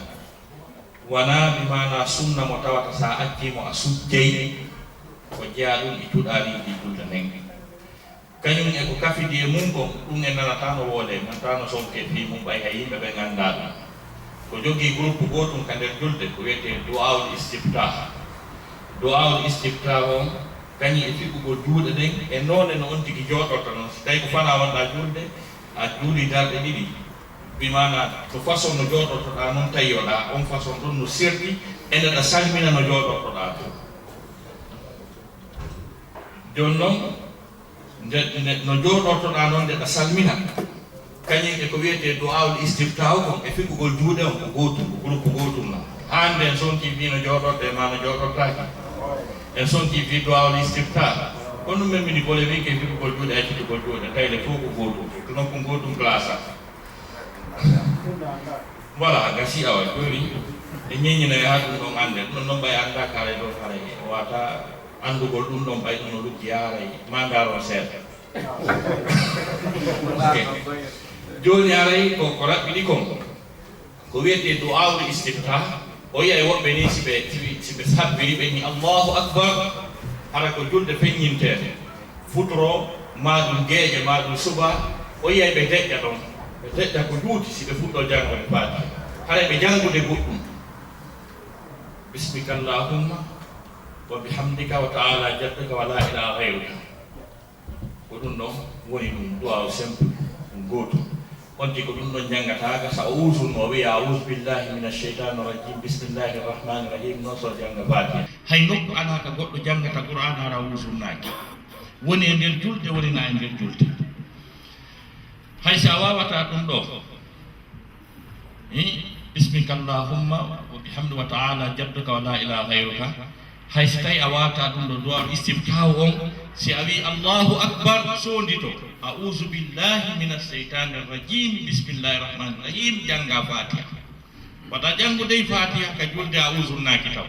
ka ɗan suusi jangude qur'ana yimɓe ɓe jento hara wiya a'udhu billahi minash shaitanir rajim ka julde no ɗon kata a'udhu nade donc ɗum ɗo wiyete du'aul istiftah mazhab e imam ahmad bin hanbal on tigi jangay du'a on tigi habbiray taw si janga du'aul istiftah si tawi ko malikiyankoɓe ma mazhabuji go on tigi bi mana o jangay du'aul istiftah on ha gasa si o habbira si ko wona noon ko noon ɗin piiji sertirde donc en andu wondema fiɓɓugol duuɗe ɗen ko kañum e ɗum jogodi affaire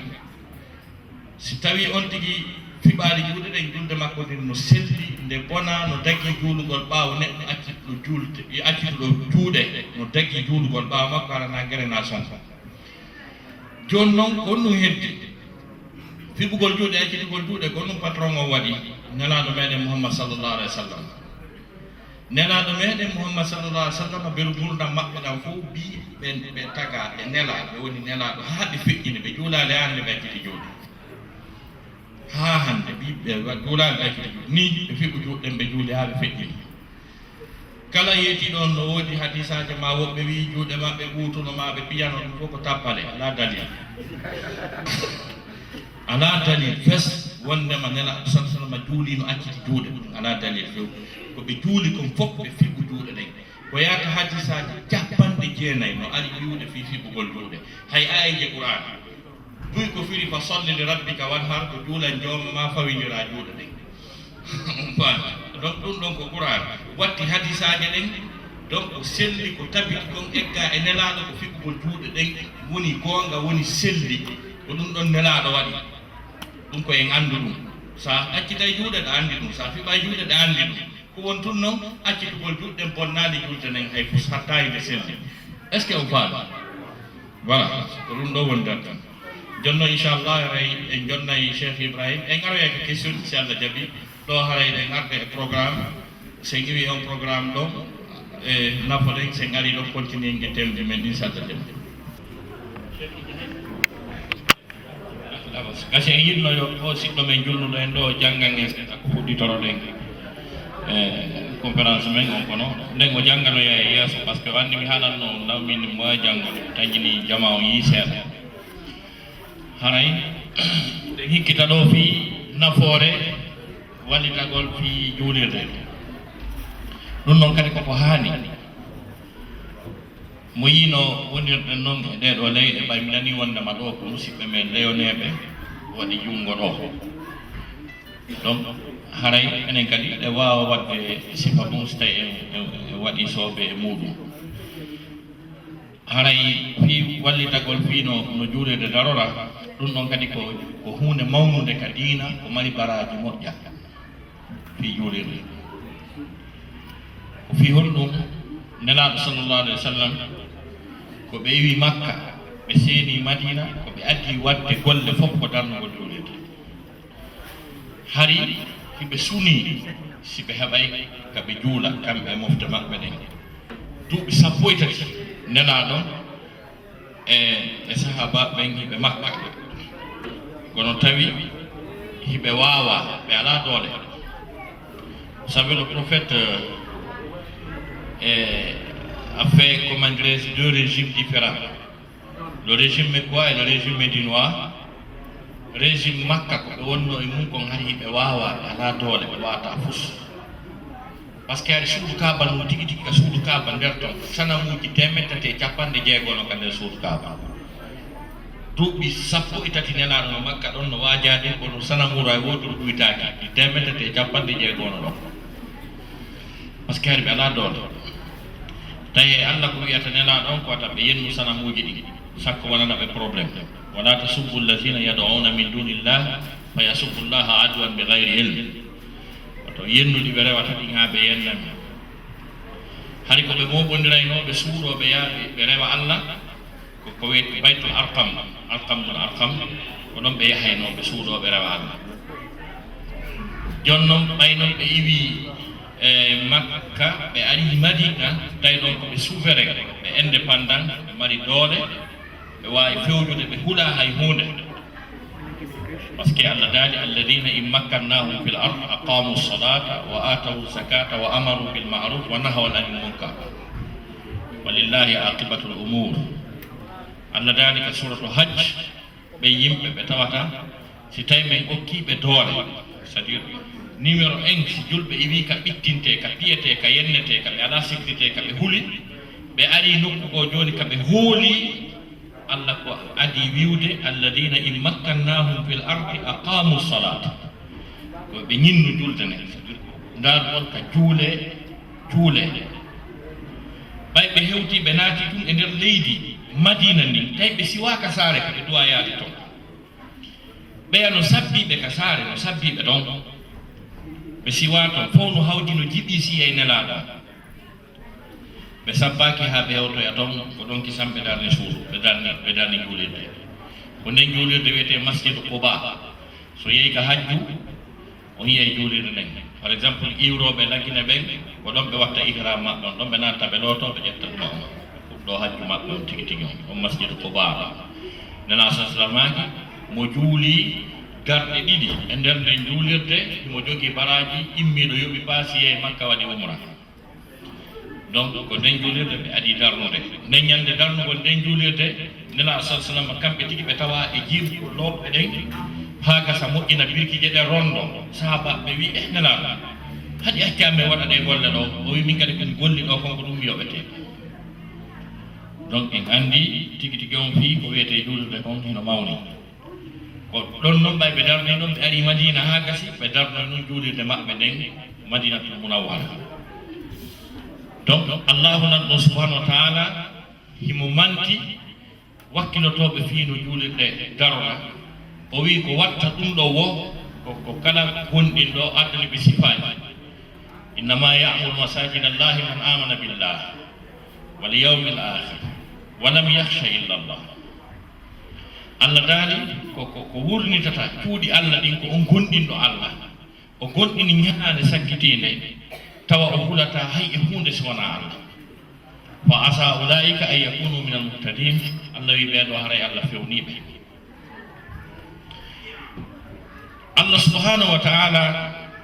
ko marani joddi wakkiliɗo fiino juulirde darora joddi ndin o tawi aljanna no fanɗani on tigi sa itti mbur sappo ma kala ko heɓuɗa a waɗi an kadi a tawama e juulirde daro haray ko Allah yoɓay ma kon no ɓuri aljanna par ce que o dar aljanna o tawi no fanɗanma ko on cité aljanna darnaɗo ha landi baleji fof ko dari ko honɗum Allah waɗanta on tigi Allah darnanaymo suudu pale spécial ka nder aljanna ɗum ɗon ko jokku ko darnani Allah juulirde ma ko tawa fiyo juulirde daro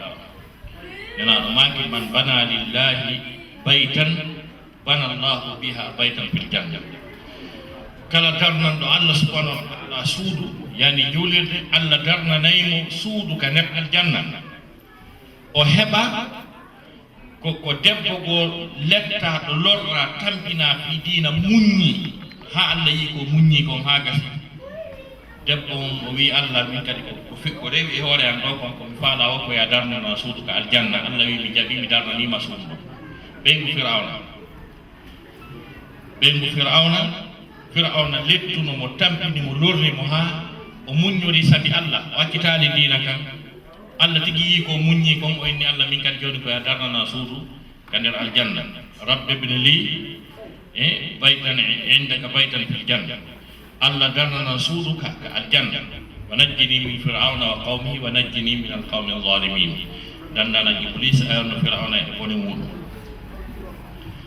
donc ɗum ɗon kadi ko investissement jano ko fi honɗum si wiyama fi julirde nden en puɗɗi dangol julirde en sodde ɗo place a waɗi ɗo 1 pound maɗa a waɗi 100 pound sipa ɗum kala ko waɗɗa nder ton directement an a windante dardanteɗo suudu ka aljanna woni en ko avantage janno ɗimmun ɗum kadi kala naatu si julde nde dari kadi kala juuluɗo toon si goɗɗo juuli toon so yoɓama aljanna ɗa mari on aljanna par ce que aɗa tawa ha dari si tawi onti ko yoɓa woɗa jogui joddi makko ɗi mo naati janggi toon ɓurana beru baraji ko jogui woɗa mari ko mako beru ko heeɓi kon ko ɗum heɓata si goɗɗo wi astahfirullah nder toon beru ko heeɓi kon ko ɗum heɓata andi ko ɗum c'est à dire walɗa danoɗa Washington ta baraji no windede taɗaɗa ni no juulede ka tawanoɗa no jangede ka tawanoɗa ha dari donc ɗum ko investissement ji molanaɗi ɗi tata ɗi jogui baraji ɗi tawata julɗo fuu marɗo hakkil si ɗum memminama yo wakkilo o participa ko fi hoore makko ko fi ɓeygure makko ko fi sadaka ɓiɓɓe makko ɗi moƴƴereji sa heeɓi a ñaami fof so nande wonno wiyete ɓiɓɓe kataɓe ko heɓɓuɓe babirawo mo watta fi Allah hay pus par ce que bawi maɓɓe accanali ɓe hay pus ko soɓi fof c'est à dire kala ko waɗɗa fi Allah fi diina kan arta e ɓiɓɓe maɗa ɓen arta e taniraɓe ma hettoya kadi laaha donc ɗin ɗon piiji fof hino e nder fii ko wiyete wakkilagol fii julirde ko mbayno e wino ko flash haray en darni wa fewndo ɗo haray mawɓe men ɓe so ɓe mari taaliki seeɗa e hoore fii julirde nden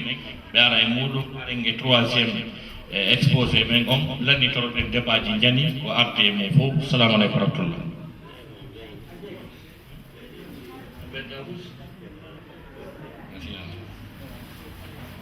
joni ara inchallah rahman en garay e teme men tammo temmeɗen tammo ko fii jommidirɓe men on ɗon noon ko teme mandanno hoore moom imo compliqué mo wondi e sattindeji ko wannon ko probléme ha hande mi arani occident ga mi ronka wiyede Oustaz Taibou waɗane en bayana fi jommidirɓe ɓe ni ha ɓe ngare prochime Oustaz joni yejjiti ko janggo ɗon kon fosina fi o jomminirgol kala wallahi Allah no seedi wallahi ɓe nga wiilan kala ka nodda ɗo wo haqqe jomminirɓe ɓen joni ko ɗum janggo ɗon min naami ko yimɓe ɓe woni wiide waɗanemi mi ala feere haray ko fi honɗum noon ko hunde nde tawata hinde soñji hinde aanini hinde mappini e tawdele ko wiyete gurnan ɗan tigi ko gurnan nder suudu noon ko gurnan debbo e gorko ko gurnan ɓeygu e moodi si tawi ɗon moƴƴi aduna mo moƴƴi lahara mo moƴƴi si ɗon boni haray fo lanjodiri nde wottere ko sabu ɗum waɗi si allahu lanɗo subhanahu wa taala o waɗali e sama kala e fii ka wondigal mo addi ayeji qur'ana boyi hadisaji nelaɗo bus karamokoɓe jomiraɓe gande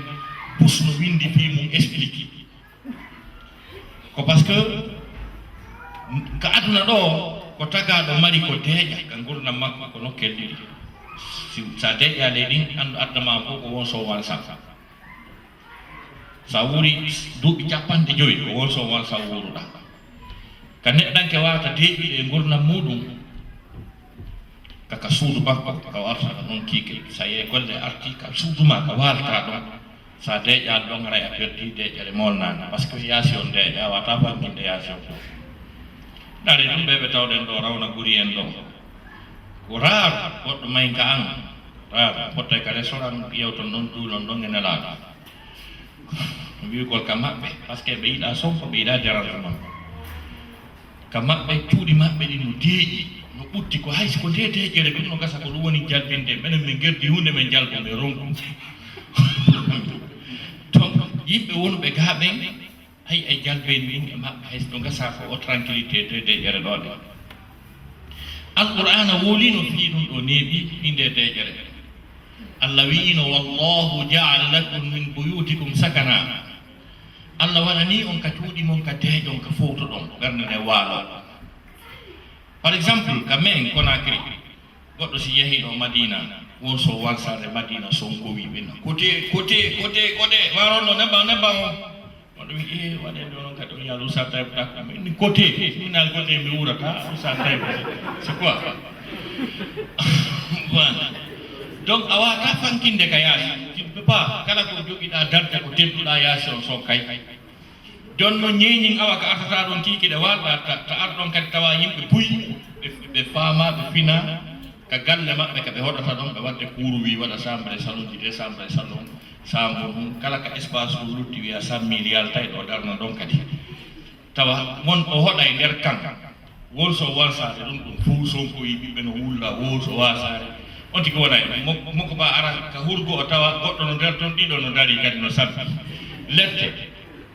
ɗum wiyete lette ɗum wiyete albala donc ay ɓay gon mbuɗɗi loation kono ko ɓanduma luniyade ka woni ñamade par ce que sa woni on situation en peu de temps tawa a furɗi a ɗumannike tawa heɓa ɗuɗɗi kono a ɓuttina ala e jam donc sifa ɗiɗo piiji ko wattangol hakkille sifa ɗi piiji joni noon ma ɗum artaka chambre ma an tigitaɗa jogui radio wi koro wi fewno ka foɗɗa ɗon watta ɗon boparle won so wal sankati tawa ala repos an ala tranquillité donc ɗum ɗon kadi na gurdam ko ɗo wasi qur'ana wi wallahu jaala lakum min buyutikum sakana allah waɗani on ka cuuɗi mon ka deeƴon ka fowto deƴƴere ɗimmere nden ko heɓoto kaka ɓeydi ko allah daali wa min ayatihi an khalaqa lakum min anfusikum azwajan litaskunu ilayha wa jaala baynakum mawaddatan wa rahma inna fi dhalika la ayatin liqaumin yatafakkarun allah daali no jeeha e mandeji makko ɗin ko o tagani on immorde ka wonkiji mum ɓeyguli litaskunu ilayha ka aron deeƴon fowto ɗon ɓutti noon dokka wa jaala baynakum o waɗi hakkunde mum mawaddatan giggol wa rahmatan e yurmede ko allah daali ɗum ɗon kadi sa yanti bimbi a ari saretiji woppima goɗɗo termiya sikki o sooda joni o wi kono mi accu ɗon andu fof ko pikkirje musuɗe noon donc wonɓe sonko wi soñdia gorogarare ɓuɓɓede sadi jaasi on tawa artaɗa tampita ronki ɓernde no metti sa hewti ka suudu a tawi ɓeygu ma no looti haala pos ɓorni conti labbaɗi parfumi ha gasi so dogi o jaɓɓikema o jaɓanima woni mbaɗo yangi so muusi o dewti ɗon a sikka mbiyanna daya yaali probléme c'est à dire haray heeɓi tranquillité mo allah wi o si tawi kadi tawa yalta e pradowal tawa hingal climatisa ara e bureau climatisé mo fottuɗa o waɗa e juuɗe ɗiɗi hiwro ma woɓɓe wuri falde ɓeyde koyngal hakke ma ko tedduɗa donc sifa ɗum ɗo fof sa hewtoyi ka suudu e hoore ɗen teddule fof e on climatiseur fof a tawi ɓeygu maɗa no ɓorni ko tuuni o haynikema ɗum o pooɗi ɗum ɗum ko mberwa 2 métre o siibikema a sikka mbi annaday koye nder kaso wonɗa haray an e jam on tuuli ɗon e nelaɗo donc ko ɗum noon waɗi si l'islam o wii rewɓe hiɓe deeƴe e mum kamɓe kadi li taskunu ilayha wa jaala baynakum mawaddatan wa rahma o waɗi hakkunde moɗon giggol e yurmodira on andi firgol qur'ana wela fi par ce que mooji ɗin mooji arabe ɗin heɗi change maana selon le contexte utilisé pas facile d'interpréter le Coran parce que ene so wi rahmatun ko yurmede rahma ko yurmede mais rahma on ko firi tigi tigi tigi ko sa ƴetti mo rahma on artirimo ko français anda sens makko parce que yurmede no certi yurmede jawndin fof ko jattama ɗum ko yurmede ni yurmede e musidal ma fof sumi maayi ko yurmede ni yurmede kañum kadi mo yiɗuɗa moƴƴe yangoɗuɗa sorti ke wiita yiidu ha aduna landa ɗum kadi ko yurmede on certediɗa joni noon ɗum ko firaka français c'est à dire yurmede nden ɗo Allah daari wa min ayatihi c'est à dire il fait partir de ces signes le plus noble an khalaqa lakum min anfusikum lorsqu'Allah subhanahu wa ta'ala vous a créé à partir de vous-même azwajan des conjoints si vous voulez des épouses wa ja'ala bainakum et il établit entre vous mawaddatan wa rahma l'amour et tendresse. Oui, rahma on peut tendresse. Donc il établit entre vous l'amour et tendresse. Regardez Dieu qui s'exprime, qui nous parle de l'amour. Cela veut dire que le Coran est un arsenal de sciences condensées, c'est-à-dire cette religion musulmane, elle est universelle, elle capte tous les aspects de la vie. Donc, Allah subhanahu wa ta'ala, mo yewta en nder aya o wi waja'ala bainakum gikkol ngol rimani ko wiyete tendresse ko. Piiji tan ko porto faransi wolata ɗum ko dimɗe gikkol ce sont les fruits de l'amour. La tendresse, l'affection et l'affinité font partir des fruits de l'amour. C'est ce que Dieu nous fait signe ici dans ce passage coranique. Allah subhanahu wa ta'ala wi waja'ala bainakum waɗi hakkude mum mawaddatan amour wa tendresse et yurmede amour et tendresse honɗum woni ɗum c'est à dire couple si tawi jombindirɓe koyo ande oyande wonu ande oyande weltare oya wona weltare oya kono si tawi ɓeyguma so nawni tampi so perdi jawdi tampi si siɓɓe makko maayi tampi a yurminta hay gorko on kadi wakkatale ɓe wonday hay goto e maɓɓe weltare oya na weltare oya hersa oya na hersa oya ñande go mi ɗumannoom dara pese sosoɓe min ɗo so bangurano ɗo sosoɓe ɓe acca en hakke mbami tawi ko moodi makko haala ƴawi oni moodi am tan hakkil nani mbiɗa ya hersu o wi iyaji de fagade nan naki iyaji de fagade nan naki ɓen makko wi ɗum o wi sa hersa kan an a hersa maɗa min ko mayde am c'est que sa hersi min hayni maayi haray mi lutta sa ɗon tendresse no ɗon par ce que si moodi makko hersi o wi ko ɓuranimo koyo maayi haray mi lutta si moodi makko hersi andi on ɗon o jaɓata moodi makko weele o jaɓata tonti moodi makko tuuna o jaɓata moodi makko hersine ko ɗum ɗo wiyete tendresse kono a yiye couple no wonda ɗo tawa jamais ɓe jalidata adna yiye couple ɓe jalidata Allah ñatɓe goɗɗo e maɓɓe jali wandoya ƴiyal balala ko si gorum kum bandi nangi ko ɗeɗɗi kum ha ko sottori ke kara kum addi tawa hay haɗa wawata ƴeran ko muccato jala ha ma pota e hoore ma Allah jarama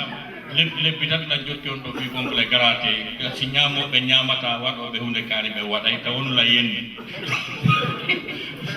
donc kanko ko woni anditude o tori o heɓani kon na ko moodi makko neɗɗa donc aɗi tendresse ala hay si gikkolno toon mais tendresse ala donc si tawi kadi ƴiraw ɗum ɗo ɗi so ɗum numandike ha ɓowri ko yaari hoore nden pusum gorum ko muccaɗa jalo haron ka waɗa ɗo andano ɓowri donc andi c'est-à-dire sina ɗum ɓeyguma pusata hoore nden jala moodi ma ɗeɗɗatake jala sikki golno toon wani donc ɗum ɗo wiyete ko ɗum Allah wi e aya on ɗo mawaddatan wa rahma andi se firi tum mawaddatan dikkol wa rahma e yurmede en famata sens on tigui ɗi ko se wi tendresse famen sens on donc haray noon ɗiɗo piiji en constati kono ka dewle men ko ɓuuri hewde ko marsali ça va pas yiite no nder ɗon dewle men ɓurɗe ɗuɗude ɗen yiite no ɗon ko soñdia ko siibondiro ko ƴuufingol kuupi ko gañanendi ko taƴodirgol pour talle wona ɗum woni ko ɗaɓɓa to mais hiɗen haani landitade hoore men pourquoi ça honɗum ɗum waɗa ko honɗum woni sabu ɗum ha jewɗe ɗe metti ɗumannike ha woni culture yi woɓɓe goo faami ko haqqille mum tigi tigi on dewgal weɗa juɓɓe si jombama kamen yayiraɓe maɓɓe patraɓe maɓɓe ko wiyata nene a muñoto nani dewgal weɗa nani ene dewgal weɗa nani dewgal weɗa pourquoi dewgal no weeli ƴem wi ɗum Allah ɓoylidiri ngal ma ngal kono dewgal no weeli ala no dewgal ronkira welirde ko Allahu lanɗo on shar'ini dewgal par ce que Allah wi ka alqur'ana ko waɗi ka alqur'ana ko fof woni ka dina ko fof hino welli ino newi hunde sarta to ɓayde ko kanko le yamiri fi dewgal konno dewgal sattirta verset ji ɓuy wi législation ko sari Allah on ko newende addi no jeeya e mum yuridu llahu bikum l yusra wala yuridu bikum l usra Allah ko newende farana on farnaka on sattede no jeeya e muɗum yuridu llahu an yukhaffifa ankum wa khuliqa l insanu daifa Allah ko faala ko newinangol on par ce que on tenata souci on gaynta so anda donc andi sharia on ko ɗum aya goma anzalna alayka alqur'ana litashqa mais gaddirali o alqur'an nous certes nous n'avons pas fait descendre ce Coran pour qu'il soit malheureux. C'est-à-dire la législation divine ne doit pas être l'objet de la malédiction. Donc o sari am Allah subhanahu wa ta'ala tippini wonata sabu ko malkisede sonja ko pourquoi kono non hadi marsaka men ko hadi marsaka men ko piiji tan c'est-à-dire goto e maɓɓe anda fi dewgal c'est ça le problème buy sikkay ɗo mbaɗi ɓewtulanɗo jiwon ene jiwo kono fini mo wadde droit Washington mo wadde génie énergétique Sorbonne c'est-à-dire pinal fi dewgal ɗum yaada e Sorbonne e Washington e droit e médecine e ɗuma na goto wallinɗa à côté rewɓe ko déjà ko ɗum wonata sappo ha ɓe huɓɓa yite maɗa par ce que diplôme maɓɓe on no towi ɓe doit kam respectude andi naɗa tawa jiwo on fus o anda fi dewgal o janggi ha o hewɗi Sorbonne ha o hewɗi Howard ha o hewɗi Columbia University kono fi dewgal fi gorko fi moodi maɓɓe fus o anda kone pas ça donc so andale marsoyta so anda ɗum on ɗum wiyete moodi ko honno moodi wondirte honno mi yewtirta moodi am honno mi duwa mo waɗande so faala ara o janggay ha andi ko arano nge wiye kaani no janggi ha kapla ko ka so faala o jangga ha kapla ko tufa kadi o feƴƴitoroya dow ton ça ne sert à rien parce que ko gandal ko c'est ce qu'on appelle la maturité conjugale c'est-à-dire c'est un art c'est une autre discipline également donc ko feere ala feccere feere ala ma ti tawi jiwon hay fo so anda fi dewgal bi jiwon hellifa heɓi 14 ans 15 ans 16 ans 17 ans elle n'a reçu aucune formation en matière conjugale hande yayrama ko arani wi kaari andi na sabbi moodi est ce que ɗani no moodi jaɓɓorte est ce que ɗani no moodi yewtirte est ce que ɗani no moodi defirante est ce que ɗani no ɓanndirana moodi ma est ce que ɗani no okkiporoɗa conti moodi maɗi hay goto jannani mo wolanani ma an est ce que ɗa anndi angi moodi ma so naati ka chambre o sokki ba fangal ɗanni honno toon gerdete aucune information o so anda mona ɗon ha wona jiwi turbugi jantugi ɗuman sa yi sikka ko ɗaɓɓa kon hara o fof ya rien par ce que connaît rien o anda e fus kon joni noon o anda ɗi moodi fus sukawal ngal kadi wona ɗon ha ɗumanno ha hande mbawi makko noddalmo hikkan andi ko wiyete ɓeygu anno ɓeygu wondirte anno ɓeygu wonirante haalaji welɗi hay fus il y a des hommes également des jeunes qui connaissent absolument rien en matière conjugale. Ils ne savent pas parler à leur femme, ils ne savent pas comment séduire une épouse, ils ne savent pas quels sont les premiers mots. Pousse, hay pousse, kankan. We go, ala haray me bido modi, ko finu do ondo yori, ko London. Para. Anda ko fallondire mu London. Anda aussi ko bi no be ko jogote ma bi. To ta fus ko kin information kanka do an. Ala hay tambe makko. Man, ko di hino problem ji ngo do di woni. Jonno si be do di do hawtindirama, jiwon jonnama modi wi'ama ko modi mani. On dari yawan da ko watte. accommodé andi o heɓi probléme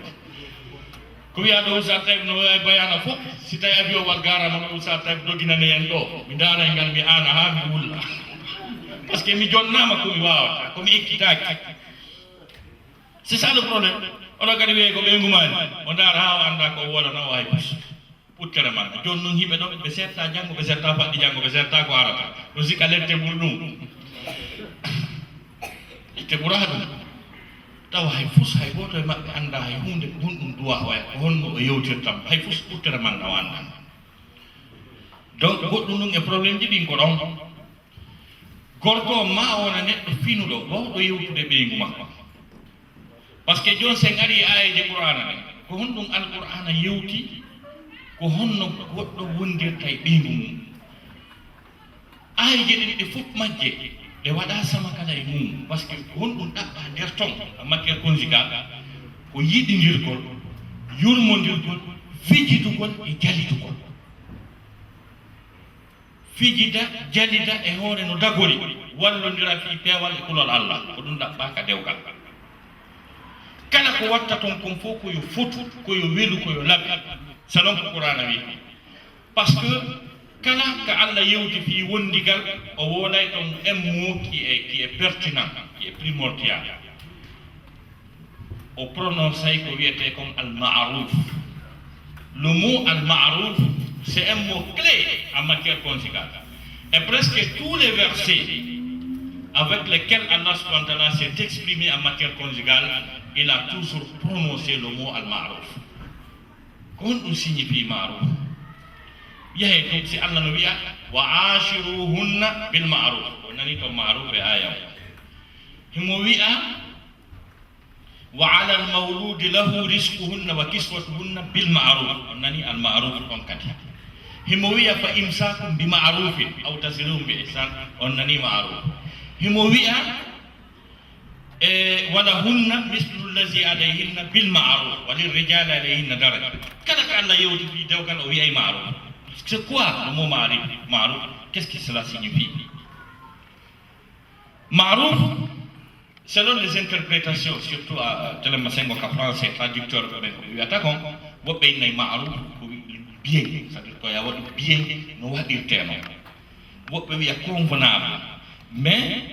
ko ɓuri mo ɓuro o kuulude direct e ma'ruf c'est le mot convenable parce qu'il y a un verset qui dit ya'muruna bil ma'ruf wa yanhauna 'anil munkar ils ordonnent le bien ils interdisent le mal mais ɓuri moƴƴude ils ordonnent le convenable ya'muruna bil ma'ruf wa yanhauna 'anil munkar ils interdisent le blâmable le convenable en français c'est quoi ko woni ɗum ko waɗugol hunde nde no nde waɗirte noon tigi tawa kono labirata kono fotiri ko ɗum wiyete le convenable ko ɗum wiyete convenable ka bimana ka ɗuma ka français ka arabe ko wiyete munkar ko munkar c'est le contraire de convenable si wiyama par exemple ni joni si tawi hunde tun nandali e ko duwa kon fes woopiti haray ko ɗum wiyete munkar par exemple goɗɗo fotta e nene mo yumma mo o nanga ɓe o seera ɓe ha moƴƴa o lahɓa banɗo o tewta dampere ko ɗum wiyete munkar mbami c'est à dire ko contraire maruf mbami ko contraire ko duwa kon yimɓe annabi ibrahima o heɓno hoɓɓe ɓen ari ha gasi tawi ɓe anda ko few mo andi kaka woɗɗi ɓe yewri o defani ɓe tawi koɓe ɓolni kon no stertide ko communauté o ɓornoto kon ko o defani ɓe ñaamete mo tawata kala arabude jonnaɗo ɗum ñaamay o ɓanni ɓe ñaamaali ɓoyti sa innakum qawmu munkaruna mais huli on onon munkar nawa maruf par ce que ko wonɗo waɗde kon ino luutodiri e ko haani waɗde kon eno haani waɗirde noon c'est à dire on mo maruf ka nder dewgal hakkude ma e ɓeygu ma ko foti ngo labina ndeɗa yewtida e ɓeygu ma waɗa maruf ndeɗa nodda ɓeygu ma waɗa maruf ko surtout siko goɗɗo goo wonɗa yewtude par exemple mi jonna misal si ɓeygu ma wi ala jee ewtanelanɗo deftere nden l'islam goɗɗum yani hakkunde ma e ɓeygu ma goɗɗum a waɗay ɗon suwa wonama membinoɗa qur'ana o daara est ce que a waɗay maruf on kala ko watta ko maruf naatu sa ƴetti deftere nden a jonni ɓeygu ma haray a waɗi ko wi kon kono maruf waɗani maruf heɓaki ma waɗa ɗon ko foti en ala jeen hewtaneɗan deftere ne wiya newike taw noon si adda ɓeygu ma noon ɓeygu ma wiya newike a waɗi maruf non a rendimo service si tawi par exemple c'est en français quand tu dis monsieur Diallo passez-moi ce livre là monsieur Diallo hara ko ɓeygu ma wima ɗum woyayi avec plaisir non si adda jonnama hara e waɗi maruf et deux fois geste ji labaɗi no hani jokkude je vous donne un exemple monsieur Bah, passez-moi ce livre là min avec plaisir ma chérie mi addam jonnon o waɗi geste même miniki c'est à dire to maafije piw wongol kuukuru saykujo oustazijo ɗum ala nder ton hakkude ma ɓeygu ma a rulodiray fami donc ko ɗi affaire on ko ɗo woni c'est à dire e wonko militaire ɓe nder ton marsata c'est à dire il ne faut pas être trop sérieux en matière conjugale transformer son foyer en un camp militaire. Dalika Jodi Jodi, Dalika Mengol, Dalika, Awu Binge. I want to simple. Kander Deuga, on be a maruf. C'est-à-dire qu'on faut pourquoi je dis tout ça? Je ne pagaille pas, je ne fais pas de la comédie. Il y a des textes. Hadisa, il y a une holy. Simini do joni de nodda ɓeygu ma ko ya labbi ko ya foti nela sallallahu alaihi wasallam ɓeygu maɓɓe ko Aisha wiyete Aisha kono nelaɗum nde no noddamo ɓe bunginayi ɓe labbina a wattade wiide tu es plus sérieux que le prophète, tu es plus chargé que le prophète, tu es plus noble, important que le prophète, tu es plus cultivé que le prophète, c'est pratiquement impossible. Mais lui, la façon dont il appelait sa femme Aïcha, c'était une façon, une appellation mélodieuse. C'est-à-dire, on ne dirait pas qu'on l'a dit, parce qu'il faut bien qu'on nous dise. Oui, Aïcha, hey, quelqu'un n'est là, on ne dit pas Aïcha. Aïcha. Mori, on ne faut pas. Aïcha. Ando ne no tabe ko asta ko farma ta wiete ta za ha hurbinde mo farma ni kan ko ya nabi ko ya Fatima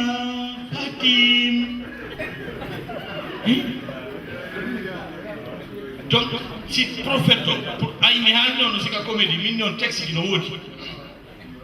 mi jonno misal ko no nana do nodde tabe mabbe et donc nana do tindin tum do be wattu flash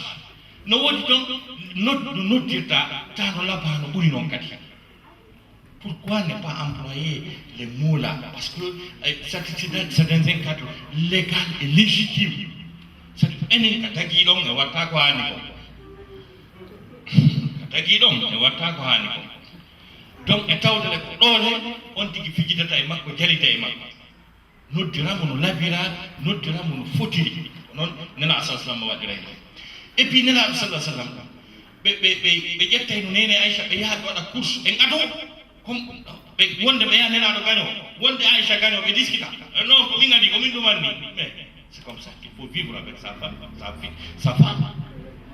hey nela sallallahu alaihi wasallam waɗa course dogita kañum e ɓeygum hey donc o ɗole ko tedduɗo ni so yi ñande goo Nena le prophète était simple, il était sympa envers ses épouses. Yande ko nela sallallahu alaihi wasallam fukkudo yalto ko rasul be mabbe yew yejiti dépense ji mi yejita hebaki hande ala Allah Qur'an la when here our blocas nela do blocas yalto take be mabbe wi blocas bloki be yalta nela do tay ala ko wawi o jeeji awran ki ɓe no a yaltata o jooɗi senna Umar ibn Khattab fokkitoy kam mum tenen to ɓeyngol ko wi dépense o wi ala ena yaltata ɗo lappe mo banta waɗi tretto tawi nelaɗo hakkimi jalne nelaɗo hakkimi jalne umar jalnaɗo soɓe mi jalnete ati ko ɗum feƴi kan hannde mi fokkiti yaldugo ɓe dépense tawi ala ɓeni womi yaltata nelaɗo maki waɗɗa hon ɗum on sawi mi lappi mo banto mi ari nelaɗo jali tawi koɓe jali koɓe anndi koy ko situation ɓe won ɗon ɓe jali ha nelaɗo ma kene anndi kon ɗum hade min kadi mi yalta ɓenne o min kadi mi bloka ɗo hey senna omar mo okki nelaɗo ɓeygu wiyeteɗo hafsa o yaha yalan hakkude ma e allah mo allah neli yettingol on kala e mission nelaɗo en feeti nelaɗo ma omar a wallanda jeejanamɓe mi hetto jeejanammi hetto min mi jeejima sali senna omar jeejani nelaɗo hetti. Donc pourquoi tout ça? Pourquoi il est bloqué? C'est parce qu'il est simple. C'est parce qu'il est sympa. Donc, au nom faut lui était marouf et d'un théo gangal. Ma andano no diramo, ma andano wodiranamo. Et ça taille de autant appellation d'Ita, pour lui Fatima ni, nous t'as dit avec mon amour, ma joie de vivre, mon trésor. Pourquoi ne pas employer le mot là? Parce qu'il dégage. Et ça va de quoi il ene nelaɗo simen fijidi e ɓeygol amen ɗin mi waddi mbaldi haray meɗen mari baraji nela satamaki so fijidi e rewɓe janamɓe o waddi mbaldi no mari bakkatu haray no mari bakkat nela no maki aɗa kadi baraji no woodi no fijirde ɓeygu ma heɓde pelle baraji hino baraji hino fijidaru hino ko foti ko on ɗum en accay ɗin baraji lawo. Donc, ɗin piiji fof no nder ton ɗum ɗon fof wiyete almaruf hi sonnajo kankadi e tawa ɗum façon no yewtirta e hooli makko noon tawi mo faami no anndi no yewtiranno on toujours tere makka haala droit de jouer le rôle le plus important ko gorko mais son bloqué o wata yewtude anda ko wolna ɓe makko ino noon hiɓe ɗon noon hiɓe ɗon iwi e 21h ha weeɓe fanɗagoy heɓal ko woola ɗon maɗa woola goɗɗum woola kadi ko weeli ɗo wi feera o feƴƴi ɗum lutti fof yeehi lutti o noon ɗum joni noon hiɗa ɗo e goɗɗo anda ko woola ala waɗa ni yaha arta garɗa wiya yetti allah yimɓe waɗi o peera on nen wona kadi ha yetti allah yimɓe waɗi o peera mettitima ko ɗum tummaɗa ko woola hala hay fusko wolna o sina ɗum yimɓe waɗi o peera min ɗum mettimo sa répéti sur plusieurs fois haray mettimo wala tama hande kadi on si tawi noon on tigi bloqué ta wala ko woola ɗon ko ñaaɗo ko réponse o wolta gaari kadi min angi jooɗi ko allah hollatama goɗɗum tan ɗum ɗa ko ɗon duwa wonde na ɓiɓɓiji ɗum wolete ɗon wonamo haalaji welɗi donc rewɓe boyi kadi ɓe ala pinal yewtugol moodi maɓɓe anda ko hun ɗum arte woolede si moodi ma iwi golle no ronki no weela lowataki o ari tum a fuɗɗorene kadi wiide ɓe addono biilji ɗi to fuɗɗoranoma ko satti ko metti ko ɓe aruno hande ɓe waɗi ɗo tikal nani o yoɓay ɗo 200 pounds o fendinde joni taw wonanmo ko metti ko a yiɓe fusi hoore ɓiɗɗo ma o tedma ɗum ɗo taw walla mo hawɗo to o ñaama fuuto wonanamo sigi ma rewɓe goo gorejo moodi maɓɓe mo yanngodi wadde piiji ɗi fof tawa on no mari jawdi sensidira e otoje ojo ay rewɓe winona min moodi en hay komi wonni ɓe fentinayno afina anda ko wonɗa wolde a jooɗodi e moodi ma wala e weloɗo a wiide ɗon sa yi oto an ala lajji kaari woni darsode ko tawi permi ko ɗon je responsable par ce que ko moodi data mantu gorko goo si moodi ma heɓal taw oto ko mantiramo mantumo no seppirta noon alajje moyi ɗon seeno moyi ɗon frère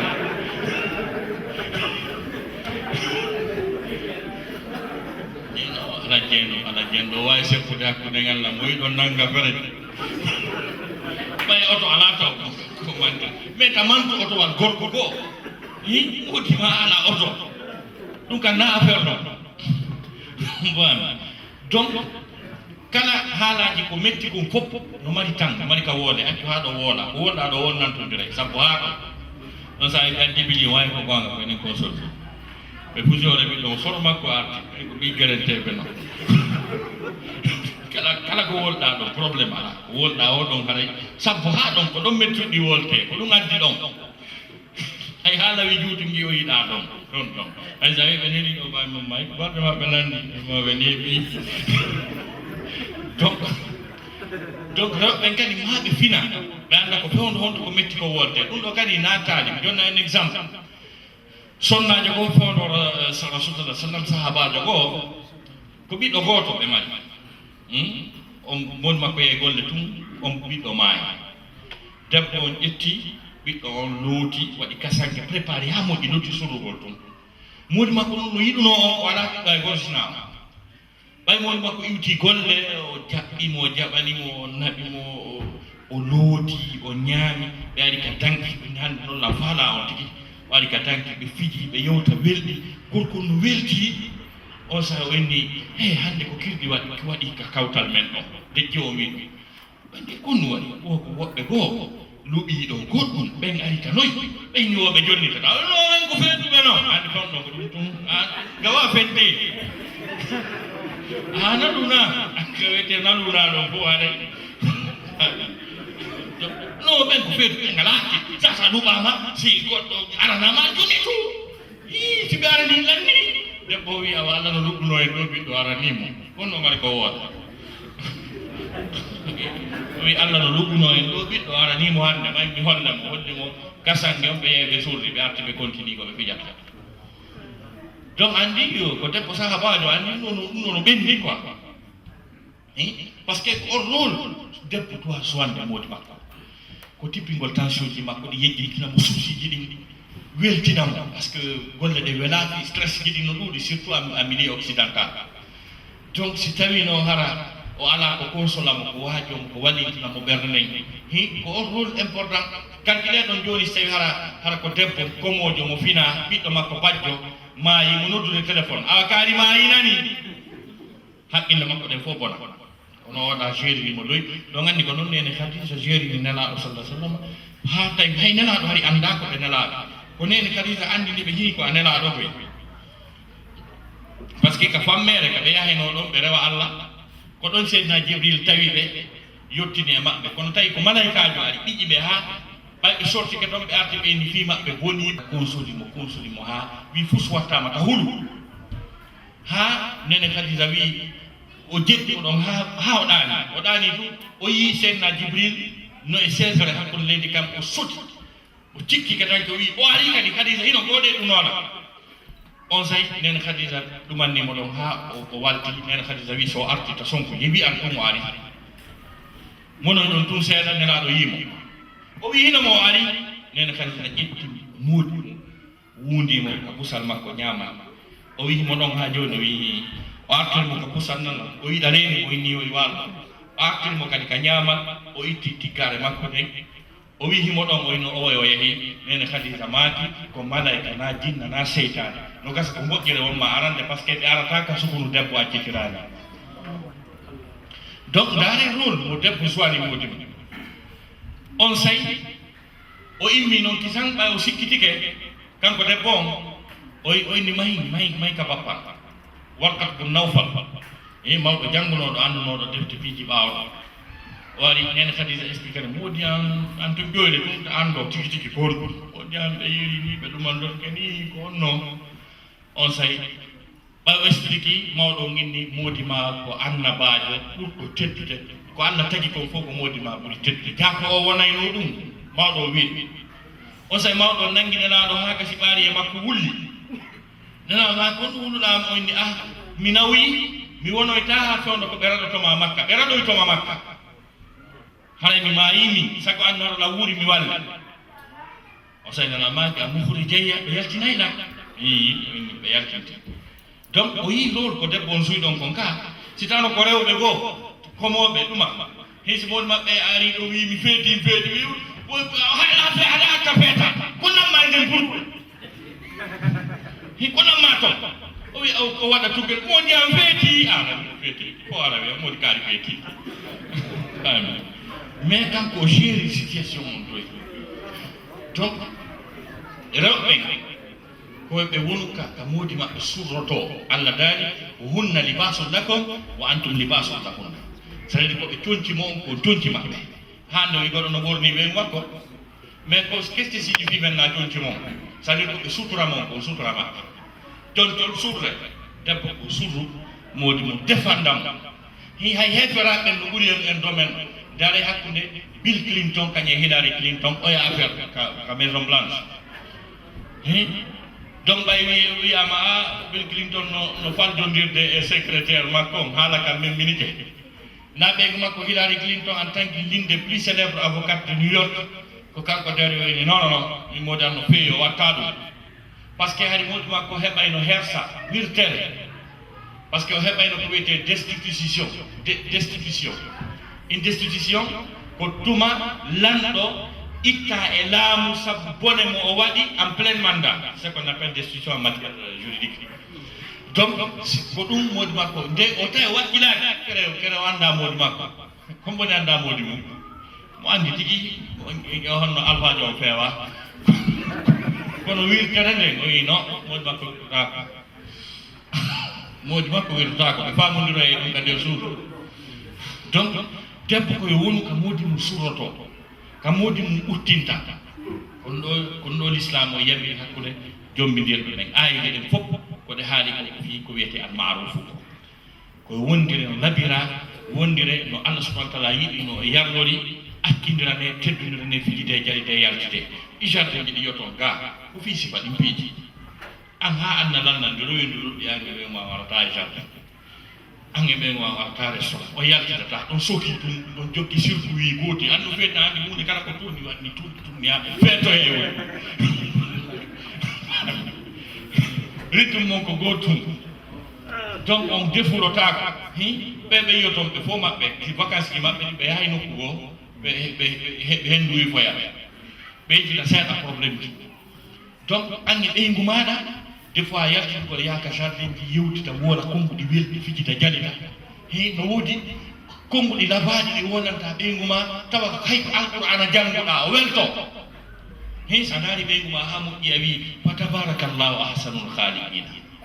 ya daramo hawina inna fa tabarakallahu ahsanul khaliqina en mbaɗa foti en mbaɗa labane fa tabarakallahu ahsan e mballa no wawi tawde labina heyno labiraɗa ko e qur'ana jannguɗa kono weltike fa tabarakallahu ahsanul khaliqina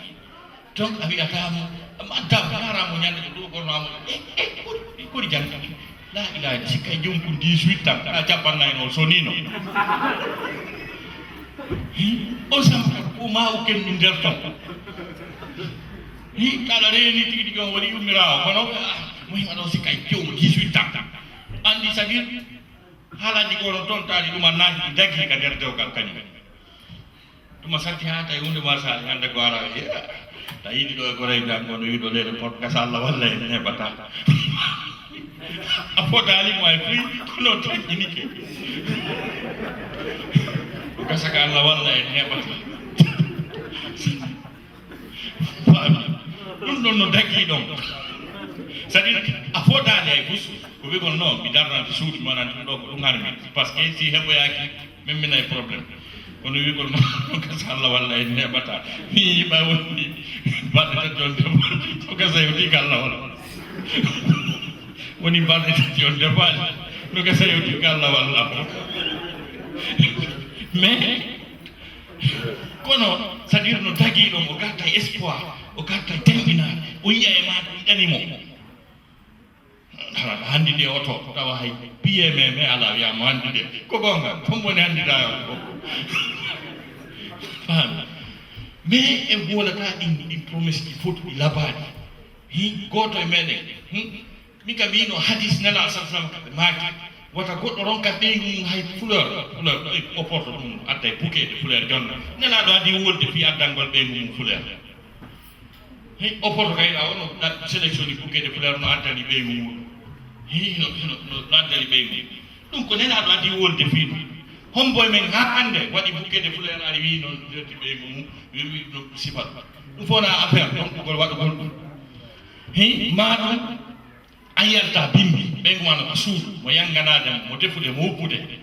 yalta e 7 heures artoya e 7 heures toute la journée a noddali mo hayde hayde wotere a noddali wigol allo assalamu aleykum so Diallo e kodi jang no nayi hunde komi nan ɗum hito mango ye o welto tuma wonoy 40 minutes après kadi allo e kodi jang no mi nodde tum c'est-à-dire je pense trop à toi là je n'arrive même pas à voir o welto hi on sayi o ɗumanno ɓurta ɗumanade liƴƴi ɗin ɓur moƴƴa par ce que mo andi mo woni yanganade on no anditude fi makko. Donc c'est tout ça qu'on appelle al-ma'ruf en matière conjugale.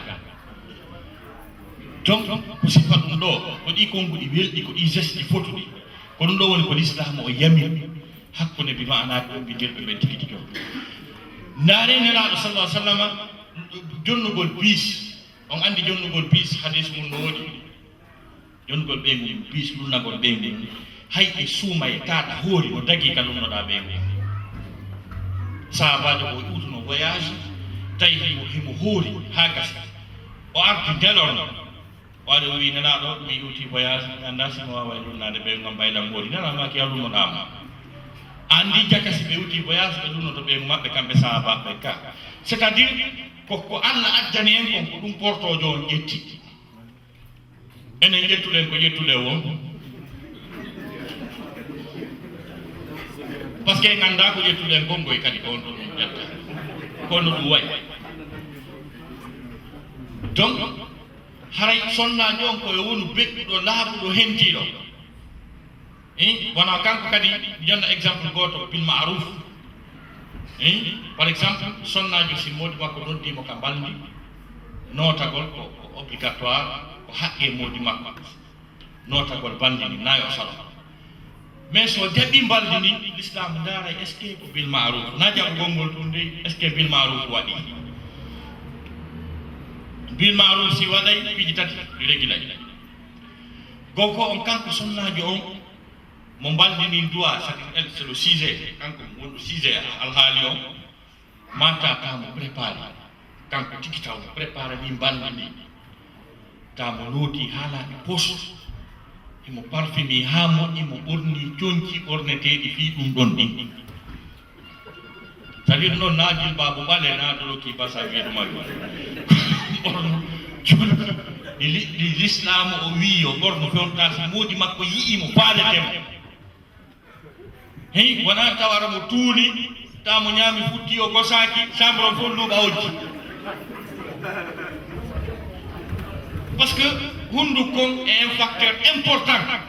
fi ko nanga ɗon ko so tawi noon hundukon luuɓa hojji donc andi haray ɓuran ɗum haray wonani bil ma'ruf haray l'islam marsani ɗo woni en deuxièmement chambre ka ballidi watta chambre makko la chambre doit être préparée convenablement bil ma'ruf al ma'ruf convenable hina yo ardon de tawa ka chambre pool no ka takko danki coji ɗin no jonnodiɗo rendez-vous gravi ndin no seyki boboje no wullano waɗi lompoje jurma no yoro yaranno ɗum fo labaka moƴƴinta ko arana ɗon donc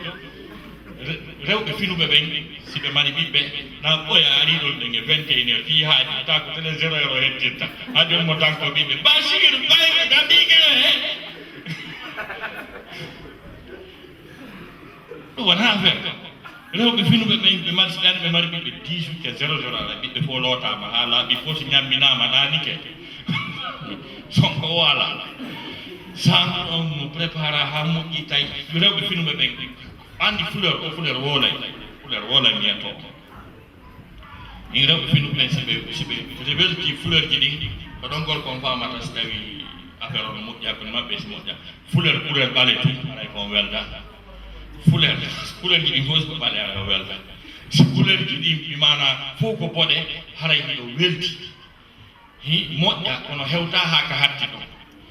si tawi fleur on hino jilli kadi couleur ji haray ɗo welti kadi si tawi fleur on couleur ji ɗi fof ko rose haray ɗo weldi ha hatti. Donc c'est comme ça, les fleurs parlent, je vous dis. Donc tawa mo ta ɗum fof kono ɗon piyon ɗum Allah waɗani couleur ji ɗon sika ko mere Allah waɗaɗa e ɓiɓɓe mere mi yetto ko waɗi kon fof no marna foi. Donc si tawa fleur ji ɗin tawa drare weƴƴitade nden nde wowlay hen sa ari aɗa ɓeyguma no weƴƴiti dra tawa ko cœur dessini ɗon haray ko a welcome ma desini labaji kono sa tawi ko desini ka drare on jogui gaba soppude o heɓa haray ɗum kan napinan noon hay si ganda ko fiyon ɗum faami. Donc si faɗi ɗo piiji fou ko ɗum ɗo wiɗen ko piiji tati mbanmi ni bil ma'ruf on ƴetta gogo on ko kanko sonnajo on tawa mo régli deuxièmement ta chambre on régli e tammum ɗum ɗum hunde ko Oustaz Taibou rewdal. Donc ko sifani ko ɗum ni ɗum ɗo ko Qur'an ko Allah subhanahu wa ta'ala dali wala hunna mislu llazi alayhinna bil ma'ruf wa lirrijali alayhinna daraja. Ce qui me reste maintenant, c'est de vous énumérer ces droits-là. Parce que Allah dali wala hunna no wodani rewɓe ɓen haqqiji ɗi ɓe duwa hendade mislu llazi alayhinna yerude ɓe duwa jonnitude nin bil ma'ruf no labbira no fotiri wa lirrijali alayhinna daraja. Mais ko gorko o woni chef, gorko o woni responsable kanko laami. Maintenant ko ɗum no woni ɗin haqqeji hiɗi ko becce tati façon ji tati haqqeji ɗi. حق الزوج على الزوجة حق الزوج على الزوج والحقوق المشتركة بين الزوجين. كوكو غوركو اون دوا سonna jon kon iko sonna jon dua gorko kon e ko be kaf da be fota. Il y a ces trois qui leur sont communs. C'est-à-dire no wodi haqqeji ta be fota ter gorko e debbo no fota ter ɗin haqqeji. Par exemple haqqu taqdir wal ihtiram, haqqu taqdir wal ihtiram. Haqqe teddodirgol ngol, le respect mutuel ko koɓe ɓe fota.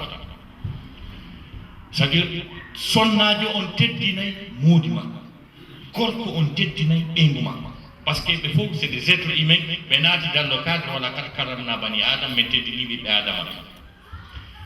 naya yendu ɓeyngu ma ka yaasi dampamo miranji ɗin ñiddinamo sabotamo no woodi woɗɓe boyi kaɓe jooɗi e kees ko woodi ɗo min ɗum ɓeygu an fina minnayi to ɗum ɗum mo gatami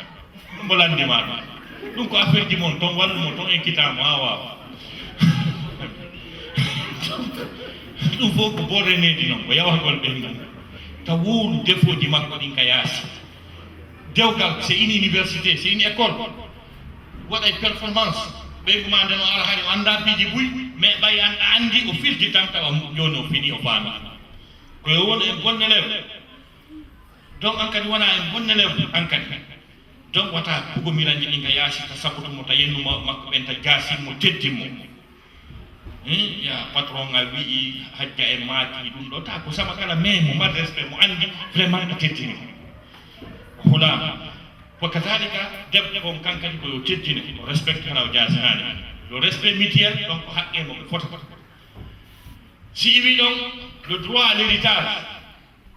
ronidirgol ngol ɗon kadi a matière islamique. Donc kadi haray ko haqqe mo fota si gorko o maayi debbo o ronay mo, si debbo o maayi kañum kadi gorko no mari geɓaɗe jawdi makko ɗi o ronay mo. Allah dali walakum nisfu ma taraka azwajukum in lam yakun lahunna walad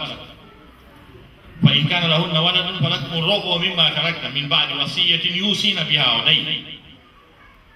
Kala makko concerni ɗum ɗon ko holli on aya on ko wi ko gorko on ronay e on no wiyete ɓeygu makko. aya wi ɗon debbo on kañum kadi rona e muudi mum wala hunna rubu o mimma taraktum in lam yakun lakum walad fa in kana lakum waladun wala hunna asumunu mimma taraktum min ba'di wasiyatin tusuna biha aw dayn. Donc oɗo aya kadi ko wi wondema hi debbo no wawi ronude moodi makko si tawi kanko gorko o maayi andi ɗon woni droit ji ɗiɗi foto ton ka droit tammo mo foto ton on ko non sakkiti ko droit mbaldini haqqe mbaldi on fota. Si gorko falama mbaldi yo lando kanko jeeyi debbo kañum kadi si falama yo lando kanko jeeyi ɗon fota takko tamo salano waya rewɓe komoɓe busa anda ko haqqe mabɓe landotako si kadi ɓe landiki ɓe yiiɗi worɓe ɓan jeeyi landon ɓe rewa e piiji ko modi maɓɓe yikkiti ɓe ɗumanni wonnanaɓe walla dey so andu komi rondi lan songi kono lamɗo mo yo sa yejjitama maɗo daro ɗumanno utto ɓiɓɓe ɓe surka ñamakko tetto ɗum fof wi modi lanɗo ɗo famodiro ɗoya surku ñamakko ma uttoɗa ɓiɓɓe par ce que ko haqqe ma ko jeeɗi donc honɗum gorko on duwa e honno wiyete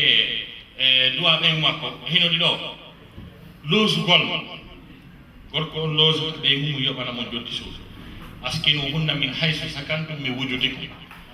ko gorko on dépensata wallita dépense ko ñamete ko dépense on ko ñamete kon e ko yarete kon e si o nawni o ñawdorta kon ɗum ɗo fof wiyete dépense ko gorko on Allah daali wa ala al mawludi lahu risquhunna aya ko wi fal yunfiqu zu sa'atin min sa'atihi wa man qudira alayhi rizquhu fal yunfiqu mimma ataahu Allah holtingol debbo holtingol mo kadi ɗon kadi ko gorko Allah daali wa kiswatuhunna ndaare ɗon kadi bil ma'ruf toujours ma'ruf no présentade holtingol ɓen moƴƴini no labira donc si iwti ɗon ko haqqe kippugol no ɓeygu ma jangira la formation ɓeygu ma ko janngo anda ko honno rewrata Allah honno o juulirta honno o hoolirta o janga kadi o anda ko honno ordonnance jangirde ko honno ɗum fi o ordinateur to jaɓu ala ɓe 3e millénaire ta ɓeygu ma si a windama foti wande juulirde wata janggude ɗum yo hersinanoma donc Allah daali ku anfusakum wa ahlikum nara si wi ɗon ko haqqe nunɗugol hakkude maɓɓe so tawi ko ɓe ɗiɗo ma tato ma nayo fonnaɓe ter hara a liƴƴaki hay nokku si wi ɗon ko haqqe fijidugol e makko jalida e makko par ce que no harmanimo to no harmanimo koya wallu ko heɓa ɗo par ce que ko ɗum mi udditirte to baban kat a fala miñe jala hakkude men so tawi noon ngala heɓade ɗo arani mbulanakoy donc fijude e makko jalida e makko si wi ɗon ko haqqe protection gol non daya goɗɗo piyamo na suwaɗama ko memmini wo koya yalta hin kono antuma ɓeyguma piya yenemata yaalay kam ganda ɓita gol so andani en gonɗu waɗi toon tago angol ɗo wiyata debbo muɗum tubaba gananda ko ɗum sowti donc koya protection ɗum ɗon ko ɗum ɗo worɓe ɓen doit ko ɗum rewɓe doit ɗoftagol taa l'obéissance kala ko bimana ko moodima ko wi'imo yo waɗu sina yettugol Allah ko yo waɗu kala ko moodima ko wi'imo yo accu sina yettugol Allah ko yo accu debbo o naayi fijir ɗum simo faala aljanna wonaayi o fijir ɗum wona ko o juulata kon ɗum par ce que debbo si moodi makko seytinanimo so faala yo démission juulugol e worugol Allah ƴettata ko rewata kon tant que moodi makko weltanaki donc andi ɗum c'est très dangereux ko woni ɗoftiɗo o jogito suudu nun kadi suudu laaɓo ndu hento ndu beɗɗa ta mo andi programme suudu ndu fof on makko wi adana kufuna ta mo andi kufunaji ɗin fof mo arrange naw ko anna kufunaji kufune yo kufune julɓe Allah kufune a yi debbo dabbaɗi ta bi basiran man jinnoyama ko ɗayore mum garta ɗon haari pat ɓen fijira ɗon kufune ko ɗon aminen ga sikka jinna wonɗo jinna laaɗo ka woni kelɗa ta mon ma wi sukketi taɗa andi sukketi fof ka woni déjà rewɓe finuɓe ɓen kamɓe abiyata moodi maɓɓe par ce que no woni gorele komoji e ɓornagol nde wata stage heɓal debbo finuɗo wata ɓe yanta par ce que ayi gorko so yeyi ɗo joni waɗi no wiyete complet tout blanc woɗi laafaru woɗiru fami ma c'est à dire tawa o anda ko conci wonɗi wattodete e paɗe sandalette o anda ko conci wonɗi wattete e per sport o anda ko conci wonɗi wattete e soulier ɗum ka angal pinal noon aya wonɓe ko tawa dow ga ko décidé ga ko Ronaldo fami tawa tam waɗi kaftane moƴƴi waɗi pour musuji ƴewti waɗi per sport e sukkete leydi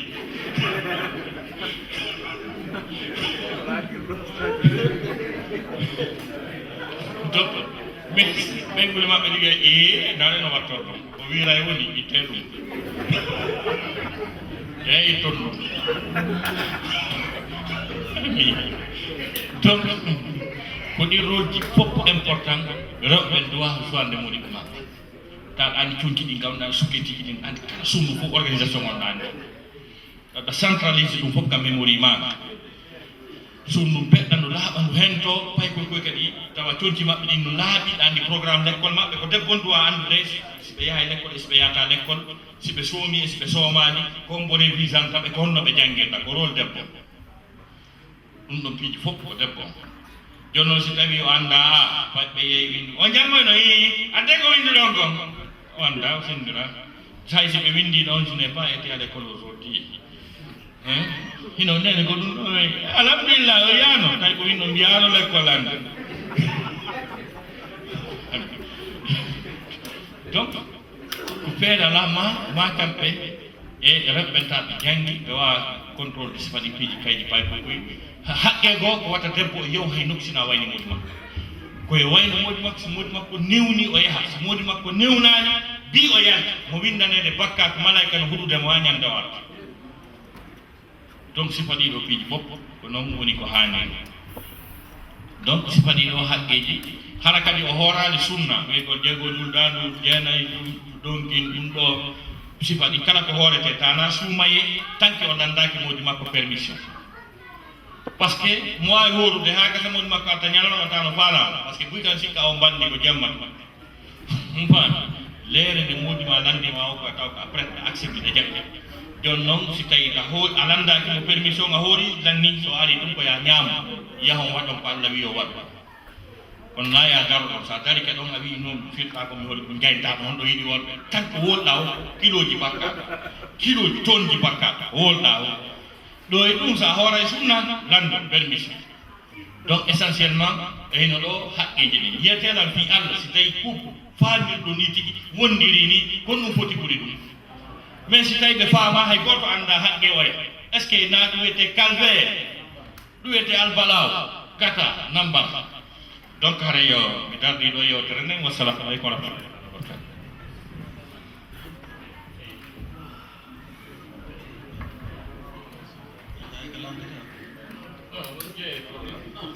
Allah la joni haray wayade kalande sen feƴƴi kalande ɗon haray e dental meɗen wiyeten pottal fimantal men no wodi haray koɓe yewtanta en seeɗa si feƴƴi ɗon on tuma haray jonanen en cheikh moussa woda koɓe maaki seeɗa parce que haray ɓe sallimano en si en famadiri ɗum gasi ɗo joni naɓɓiren ni programme o sakkittoɗo ɗen question ji ɗin après question ji ɗin mawɓe men ɓen ɓe sallimmano en donc haray jonnen pottal ɗiɓantal ɓe yewta ko ɓe yewta kon si gasi jaboɗen question ji ɗin si ɗon lanni mawɓe men ɓen ɓe duwano en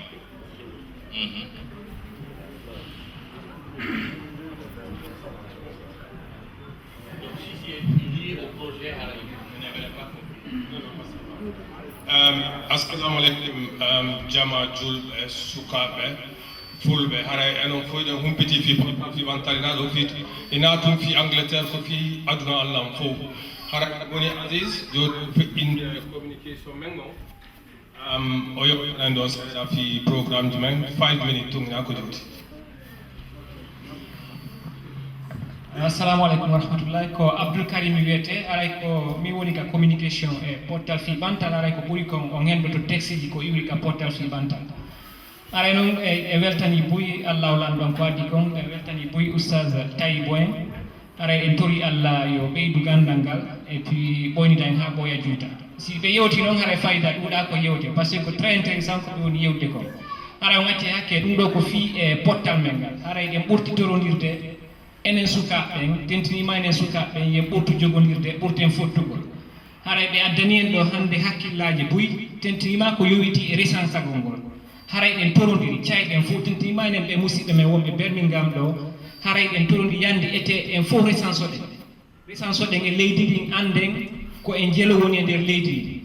en wawi ƴette programme ji wo ko sen andi ko en jeelo woni e leydi ndi haray ko ɗon fewndi fewnɗo ko ɗum ɗon yandi ɓurɗen torodirde yandi resansoɗen anden nombre men en fof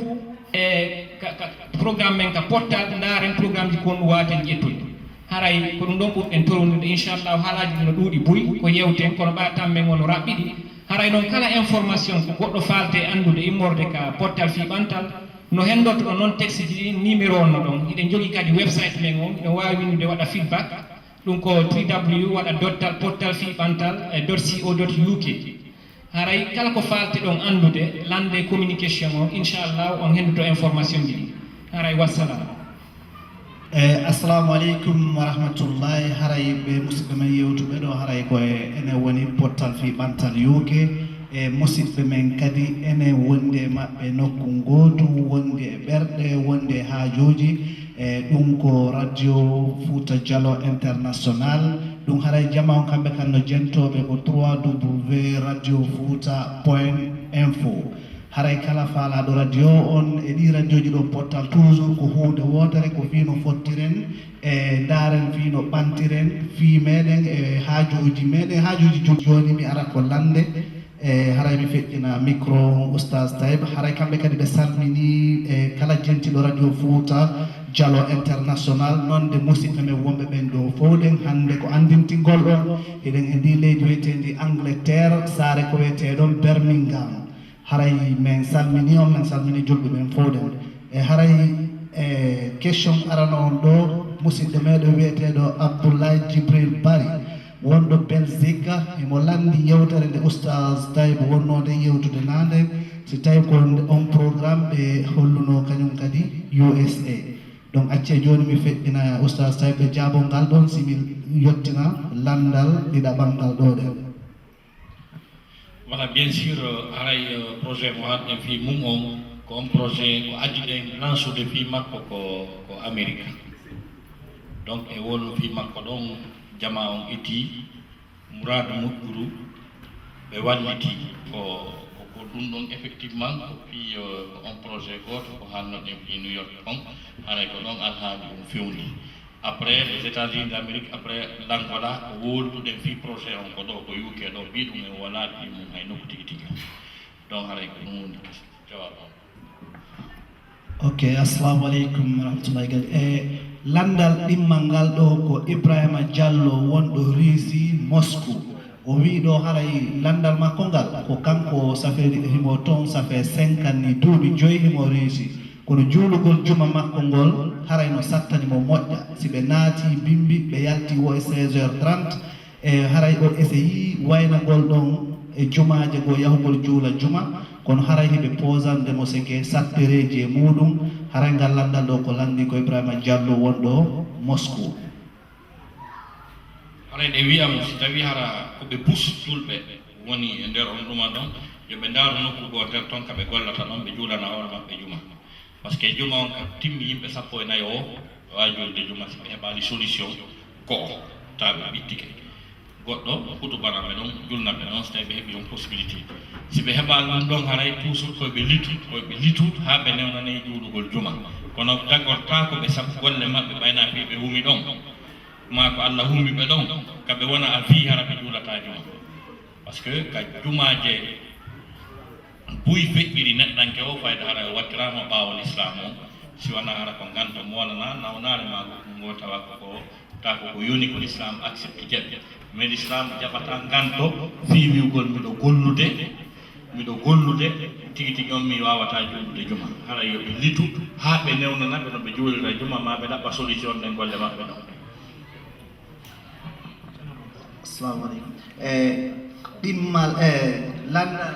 tatabal ngal haray ko goɗɗo gono landi ɗo haray ɗon wawa ara ko suddi ɗo o wi si tawi modima juulata julɗe ɗen 5 haray est ce que hiɗa wawi landade sertugol e makko.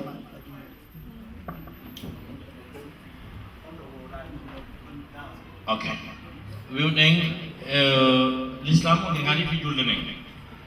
na saltanmaki al ahadu baynana wa baynahum as-salat man tarakaha faqad kafara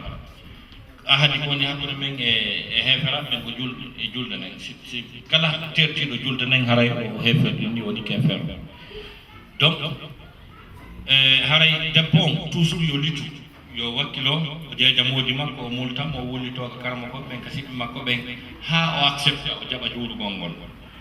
ko ɗum ɗon haani mais si tawi continue ha ɓen fof iti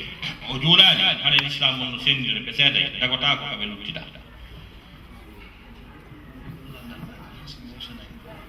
ok goɗɗo go wonɗo haray musidɗo me wonɗo Canada no landi ɗo landal haray e o wi si tawi no dagi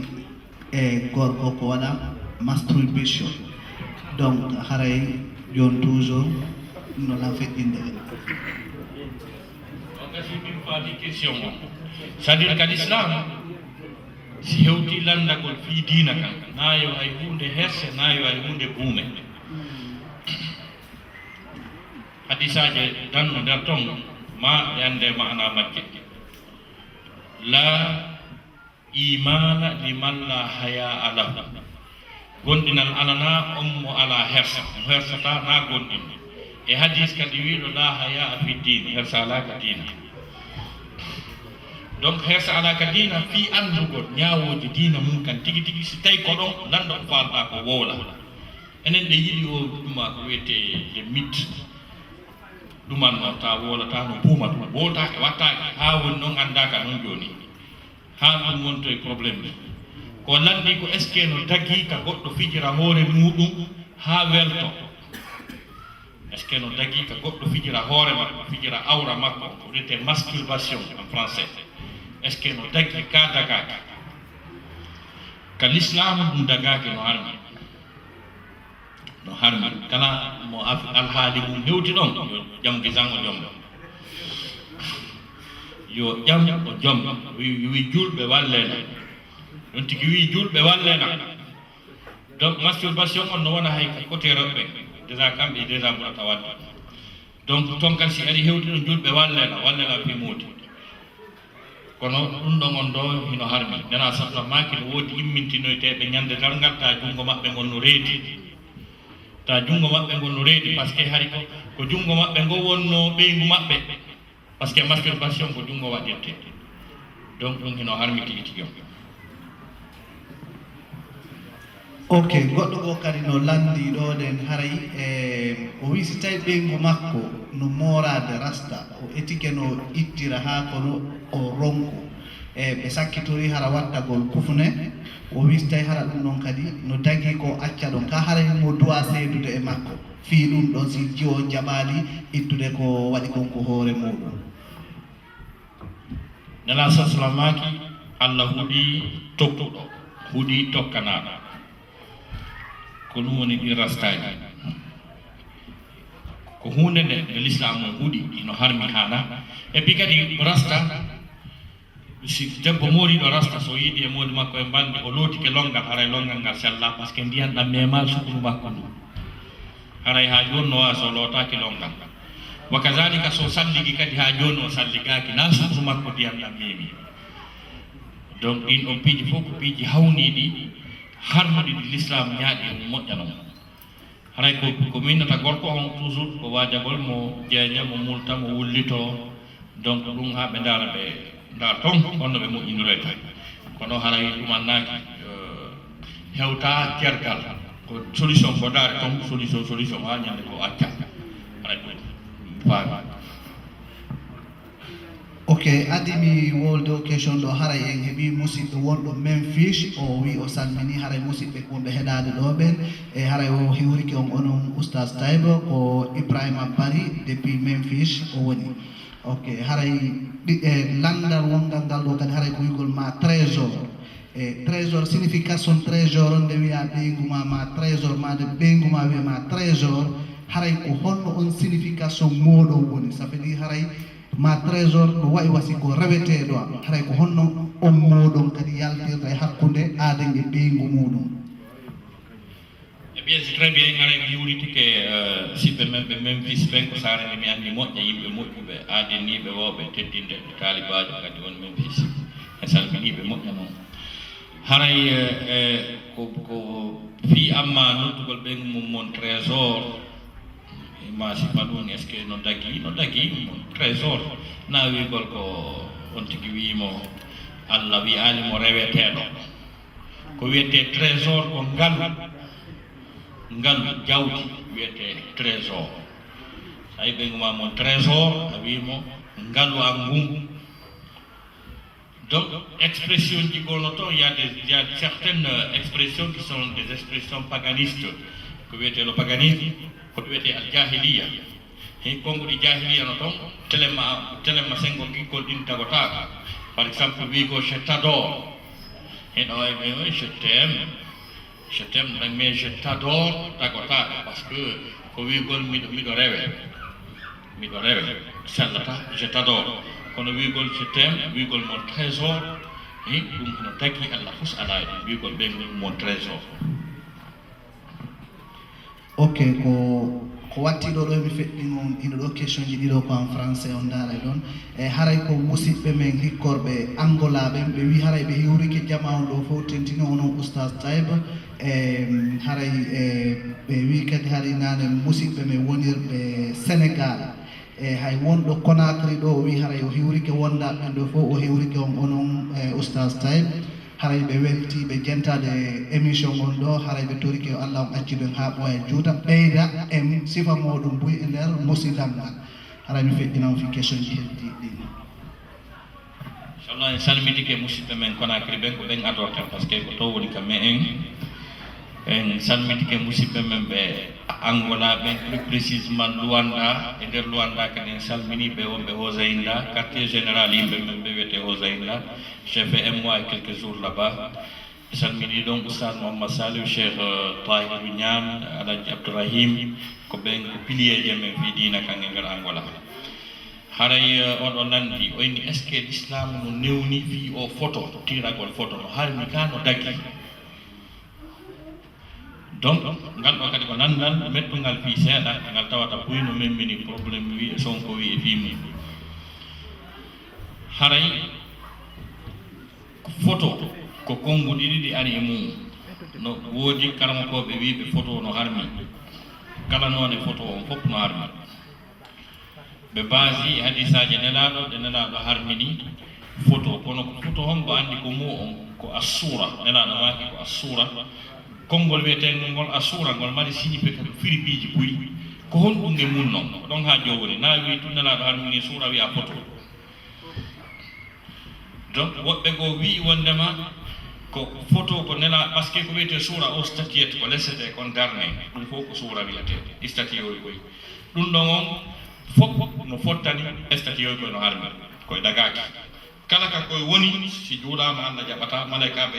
aranoɓe baraji ɓe garata ka koye woni no noyi ka juuɗi men Europe karɗa o ɓeɓe ɗiwi ɗum a wi no waɗi ni o wattitiri ni no heewi tew ton moɓen ɗum ka nder juuɗi men few ko ɗum addata o jinna o feetu o ɗi souciji ɗum a seytane naata e nder mum installe o jooɗo fanka donc ɗum ɗon on moƴƴa ko ɗum on suura on noone ɗon ulama o en fof no fotti wondema on ɗon no harmi mais photo ko tirete ko watte kon caftotire ɗum ɗon karamakoɓe ɓurɓe duuɗɗe ɓen ko ɓe inni wondema wona nandintingol ko Allah tagi kon kono ko tagi kon c'est à dire ko nangue makko gen gollitirɗa gandal kattuɗa ko tagi kon jogi no a tintol gal ka tintagol no harmi sa tinti gana yiitoto joni noon si tawi noon gandal ari ha nangui ɗum ko yiiɗa ɗon kadi faami ɓeyni ɗum ɗon on photo ko tirete kon simple karmo ko buyno wi on ɗon hino dagui ellara si wona hara photo on ko yejjirte Allah ta sa yi anda ko yedduɗa Allah ma hara ko rewɓe ɓurtiɓe ma sifa ɗum mais si tawi ko simple souvenir dernabo ma peera ma goreɓe ma weltiɓe ma sabu islam ma sifa ɗum ɗo ɓurɓe ɓen no wii ɗum ɗon no dagui haray harma tigi tigom mo kala noon daara ko faalirawa sa tawti wiɓe no harmi ɓe wiya no harmi tertoɗa to wiɓe no dagui mi ara mimminal probléme sa tawti wiɓe no dagui ɓe wiya no dagui tertoɗa wiɓe no harmi ɓe ara birade donc non fami on question mon et comme directement comme on dit est-ce qu'il est permis d'accrocher une photo au mur dans sa maison tigitigon si tawi hino dagui photo o dagui ke haray ella ala tigitigo yowgol mo si wona hara ko worɓe bimana e rewɓe na ko tigi duwa darude par ce que himo nder toon essentiellement andi nela sasama ɓe arno ka maɓɓe ɓe tawi ɓeygu maɓɓe goo nene Aïcha hino no waɗi rideau photo ji noye mum nelaɗo yeeso maɓɓe gon change ne o yi o andi ɓeygu maɓɓe modi maɓɓe seytini nelaɗo wiɓmaki Aïcha ittanan ɗum ɗo saabu no andintinnanmi fi aduna nene Aïcha itti rideau o watti kumsiji c'est à dire photo on henno ka dambugal o naato e nder toon joni on paami donc si tawno harano ko yo yaltu fes c'est à dire ko yiwgol nelaɗo hunde nden kamɓe ɓeyni anditinnaɓe fi aduna na fi wiwgol ko directement hino haalde donc ko so tawi photo on nokkande suudu essentiel noon photo on nokkande suudu si tawi o harmi yo yaltu fes kono himo dagi mo wawa wonde ka leydanke mo wawa wonde ka album o wonata ɗa par ce que oɗo cheikh abdoulhamid kusi karamakojo accanaɗo fi ko wiyete wajagol gandal ɓayne falisul mimbar kasalo makko ari photo makko molna ɗon ɗon mo windi ɗon yiyolla fondo kam mi wuuri ɗon andi to mi simmaji paami e piiji kusi karamakojo fuy sifa ɗum min o e fama o mi yaali ella so tawi harana ko debbo ɓortiɗo ma tawa ko yarte makko ko worɓe janatɓe duwaka yiide mi yaali ella min e yowgol ngol nanay noon ɓuy no wiya wonnama yowatake kono kaka windiɗo yowatake woto min mi yaali ta ko hadis mako ɗum oɗo landi kon ɗum sari al islamu wi e wodugol penale fino e bira sukkar kaydi e duma e goɗɗo gambe non taw huɗo haala hewtaɗum may question ko kadi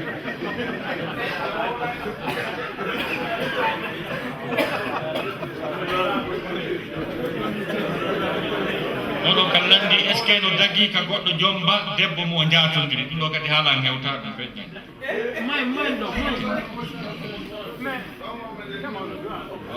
haalan hewta ɗum ɗon kadi no heccimi c'est plus fort que moi voilà kon c'est à dire o question o hat jatagol ngol jomba simi wolimo no windori noon ko l'islam wi ko haray ɗum no wurɓini ha feƴƴi ɗo e ɗum noon mi ala wolde c'est à dire o uddita e dambugi moɗanangi paami donc ko ɗum c'est à dire min on mi fa c'est à dire je me réserve c'est une question que je me suis toujours réservé à répondre on paami alhaaliji ɓuyno e nder mum kono ay ɗon konkarmo koɓe ɓuusariɓe no ga pakistanais ɓe harat ɗum yeylandu ɗum ɓenɓe tedduno Oustaz Taibou ɗum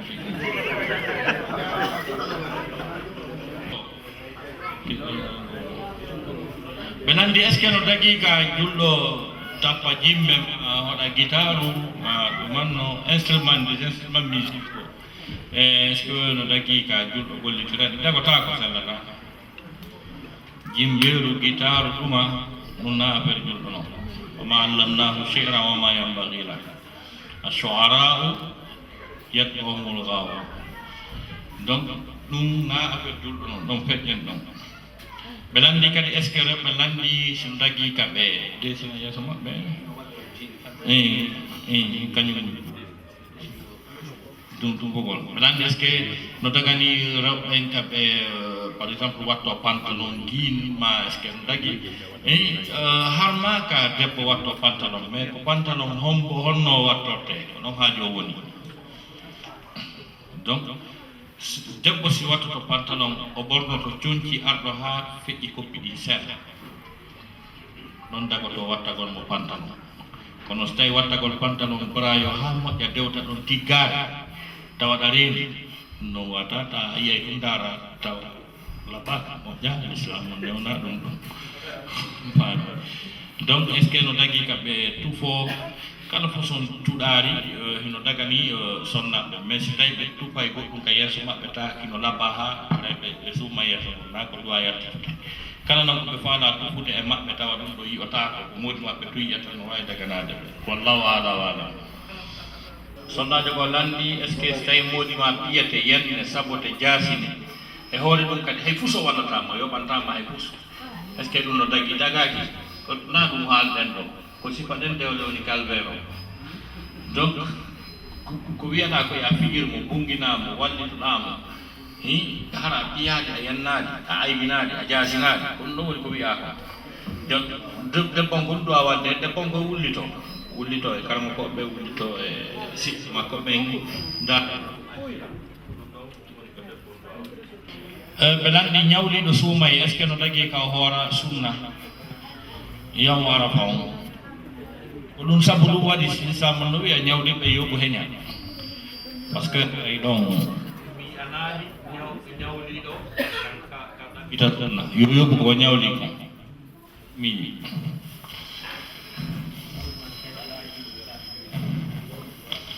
ma julde laabi joy ñallangal kam do wadde en jabino ko on question ko en do bon voilà inchallah aray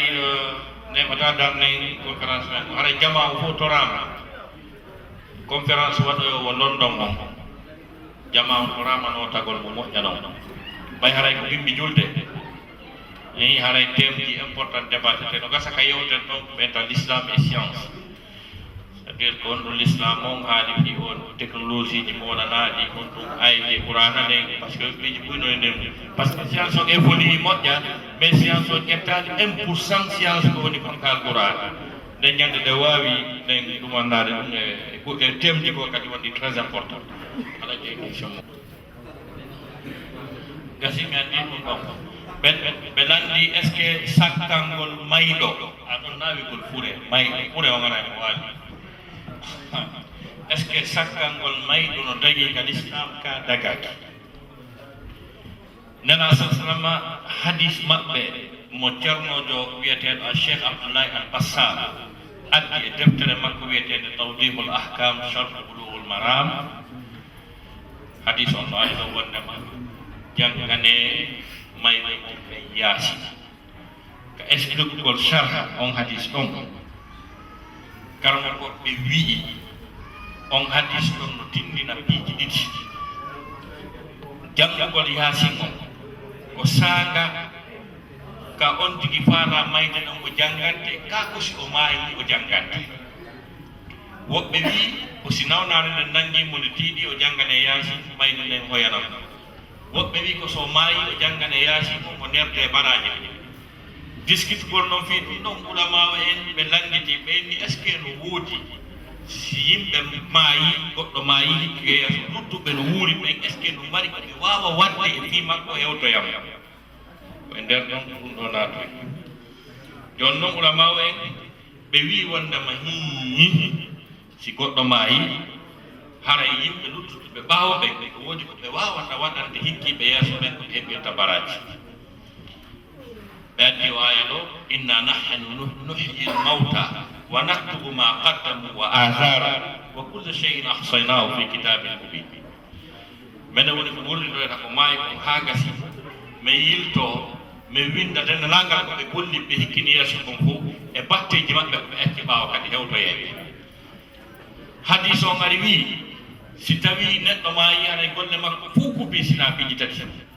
sadaqatun jariyatun sadaka ilowo aw ilmun yuntafau bihi ma gandal ngal ko jandi wona ngal naftorede aw waɗaɗum salihun yadoo lahu ma ɗum ɓiɗɗo moƴƴo mono torano basagol e ɗe hadisaji e ɗe ayel qouran ulama o e wi'i kala ko goɗɗo anniyani mayɗo ɓaawa o waɗi fi allah o anni baraji ɗin kanko jeharen daganimo no hewtoye ɗon si tawi ko hirsugol siko janngol qur'ana siko defugol waɗa sadakaji haray no dagi e konngol men ɗon joni noon ko wi'ugol wondema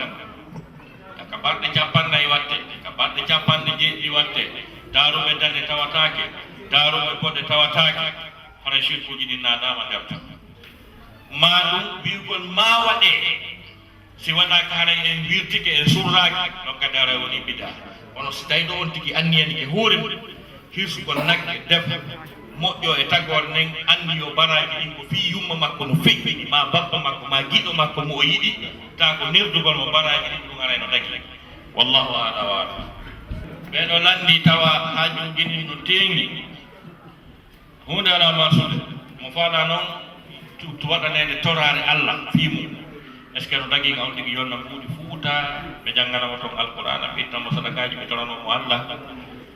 ma ɗum ga london ga est ce que no dagi hino dagi ka neɗɗo si tawi mo saktirama mo himmiri goɗɗum mo faala goɗɗum no dagi ka o defa ñameteji siko ɗum o mari feere muɗum o nodda yimɓe laaɓuɓe yimɓe moƴƴuɓe ɓe ñaama ɓe janggana mo alqur'ana ɓe toranomo allah yalla moƴƴim haaju makko ɗum no dagi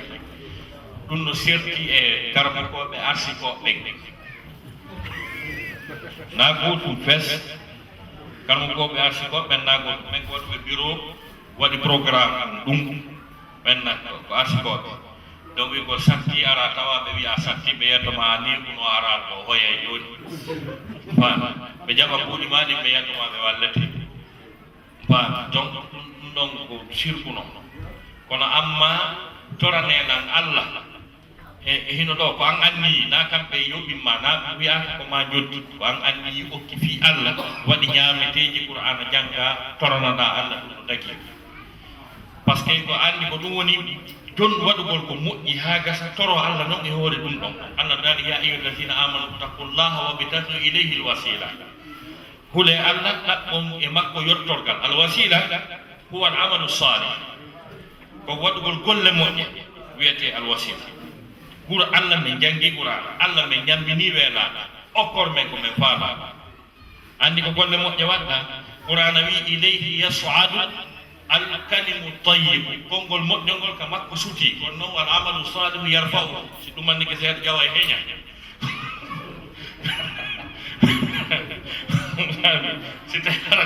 si tawi hara koye hoore anni e laaɓuɗo naa ko négocia naa ko yoɓa ha jigiti kon torande meɗe wakkili kono haray ka situation fewtiɗo on daray ko ɗon taw jonndu par ce que ɓe toroto woni ka kamɓe Allah ɓe haaldi koɓe tori o marché yaade no waɗa kono no kadi gerdoe to ɓe yiltata kono so tawi ko an anni fi Allah waɗi no dagi ella pus ala e wallahu ala wa ala joni haray on andi sa yiiɗi e gandal sago ma ɓeytoto ɗon ko andano kon fof pour ɓayno ɗum tan fayda ko lamɗo joni haray ko waɗi on joni haray en jarni Oustaz Taibou en weltorike moƴƴa ɗo arde koye donc haray fahin ko andintinigol jama on haray fi inchallahu asawe arore haray jama on no invita London fi conférence jano inchallah fi no ɓurten yarde yeeso ɓurten yewtude ko honno nabirten projet mais on ko honno kadi ɓeydorten gande e waɗirten donc haray jama on no tora yande fi Allah ene laaɗo yo foppu aru yo foppu hettano ara on conférence inchallah hara inchallahu janggo Musda Islamic Association inchallah kañumma e portal ɓe adday texte on ɓe jonna adresse on inchallah holon waɗama kono min endaki adresse on taw donc inchallahu janggo haray min adday texte ji ɗin andinan ko honto on conférence waɗete asawe are o haray kala henni ɗon texte on no tora yo feƴƴin texte on ɗina jama on na noon ya henno texte on ɗum feƴƴina en na waɗi golle maɗa ɗum ara ko haray so tawi ɗa wonde goɗɗo goɗɗo gantino no wata arde etoɗa commen kam hawa puisque on andi haray Oustaz Taibou en neɓi ɗellen ɗo kono na ñande o ñande wate gueɗɗide waɗo ɓeɗo ni leydi ɗo donc haray hiɗen jarnuɓe boykottata ɓe wawi jaɓande Musdal Islamic Association ɓe seeno ɗo ɓe ɓeyda en gandal ɓe ɓeyda en portal donc haray ko ɗum ɗo mi mari koɓe ɓeydo haray inchallah mi feƴƴina joni may kon cheikhuɓe men ɓe timminana en conférence o joni haray ala jiyasi andintinirlan ɗo hunde wotere wo wonde makko en andu koko wonde yewde ko fof hiɗen ka radio donc adna on fof no nande ko wonde wonde ko donc adna on kon kadi haalanama kadi ko London wona nande ko UK wona saare Birmingham donc kadi fi projet en wowlama donc on andi si tawi enen en waɗali goɗɗo ɗo anni haray koye fof hersi haray ko UK fof hersi donc haray foppo no tora yande fi Allah yo fof wattinir pehe juuɗe mo bee waɗa ko wawi ko inchallah ara ka conférence ma wallina fino o projet hollaɗo ɗon o yaara yeeso si tawi o yarali yeeso haray on andi haray hiɗen eldini moƴƴa puisque joni adna on fof andi projet o wolama fi mum nder Angleterre ɗo voilà haray nane siɓɓe men wonɓe labbe ɓe salmini en ka ɗuma ranka radio Fouta e jalon international ɓe salmini en salmini ke siɓɓe men ɓe labbe ɓen en andi jagga ɓe ƴettade radio men haray labbe ɗon andi ko ɗon yumma Oustaz Taibou iwi ko wiyete ɗon sanno donc yimɓe tedduɓe men kadi gono labbe ton haray toujours ko ɓeyditangol jama on haray hiɗen ko radio Fouta Jalon international e tawde radio portal fi ɓantal UK e haray toujours ko musidɓe men Alpha Ousmane Bah sure bari woni kadi ko salmini enen haray wombe ben do fowden kanyum mandaw Diallo Mode Lamine Diallo wonbe lo ambula kambe kadi haray be hewri ken do den joni haray be salmini haray ko bi tangol jamma toujours kadi haray andinti gole eden ko 3w.radiofouta.info haray ko mi yettita ɗo ɗen nelal e bangga amir meɗen on haray ko ɓe andini en ɓe weltanike en sabu heɓugol sifa ɗe dente ɓe tawaka fewɗo ɗo ka wonɗen ɗo kono alhamdulillahi tawi haray wano tawde wano ɓe sayhoɓe meɗen ɗo fof no tawa e muɗum ko wernana en koɗo meɗen on haray ɓe jarni en ɓe weltanike en fota fota haray ko ɓe tori en ko ye ɓeydu wakkilare e muñal e muñodiral ndaren ko ɓe addani en ɗo kon ko nela ko safe goɗɗo watta hunde ko allahu nelalimo ɓe sehoɓe seeniɓe ɗo ɗen ko allahu neli ɓe meɗen fiyoɓe fuɗɗoɗe golle ɗe falɗen fuɗɗade ɗo no gasa hande joni allah ƴettitaɓe ɗo joni kono en andingal nelal ngal hewti en haray ko en wakkilo fi nelal ngal wakkiloɗen hara ko fi hoore meɗen ko woni wakkilagol fi hoore muɗum haray ko saabi allah haray kadi ɓe banginani en ɓe weltanike en ngal ɓe waɗanɓe en ngal mottodiral ɗo kadi ɓe sukaɓe meɗen wonɓe Birmingham moko baɓe ga fo haray me weltanike on ɓe weltanike on haray yo allah ɓeydan en jokkere en ɗanɗo haray joni ɓiɗo watta joni Cheikh Moussa ɓe wodi ko ɓe wattana en ɗo ɗen haray ɓe sallimano inchallah assalamu aleykum wa rahmatullahi voilà haray en torike monsieur le caméraman yoɓe wonu prêt ɓe filma événement o ha otumanno par ce que o cheikhujo meɗen ɗo ko kanko hombantay o suka donc teddungal jama inchallah haray Cheikh Moussa en ino duwanade en ha gasa on sayi Cheikh Chaban jangana en ɗo ɓura noon inchallah alhamdulillah والصلاة والسلام على من بعث رحمة للعالمين ليخرج الناس من الظلمات الكفر إلى النور الإسلام أصلي وأسلم عليه وعلى من تبعه بإحسان إلى يوم القيامة الحمد لله إن يبتي الله dendin ɗo en ɗo Birmingham enin duwano musidɓe meɗen gonɓe e o nokku ɗo miijiɓe golluɓe fottini yimɓe ɓen fof ɗo haa kamɓe ɓe waɗi dental wawongal rendi nden ɗo hannde ɗum noon enin toro Allah subhanahu wa ta'ala dendangal UK kala ɗo musidɓe meɗen goni nde ɓe dendara ɓe gona hunde wotere wano ɗum ko haalɗen ɗo ko wadde licenciamente anden ko yimɓe jelo jogiɗen he leydi e ɗum ɗo yewtanoma ha comité formama comité on no golla hay sariya en joganoki sariya no waɗe ko honno gollirten ko honɓe gollata ko honno feccirte anduɓe ɓen ko honɗum woni golle ma wano ɗe dente ni en rendata tuññande Oustaz Taibou Bah ɗum ɗo no duwa kontinde nokku fof no duwa rendude enen rewɓe ɓen fof mana yewten ko yewte l'islam lamɗoɗen si tawde en anda ɗum noon min mi yiɗa hen junnude inchallah maw'iduna fi London kawrangal meɗen ngal ko ka London conférence on wota hay goto luute wakkiloɗen no wakkilorɗen wallugol musidɓe meɗen imminoɓe Belgium walluɗen ɓe ko wawɗen ɓe wallude kon iɗon andi ɗum ɗo kadi ko enen jeeyi mo be hande no faala Oustaz Taibou yaka suudu muɗum mo be no faala tawtorede ko yewtata ko haray enen ko goto tum faalaɗen he leñole en wawata mahude woɓɓe jogoɗen wonno temedere Oustaz Taibou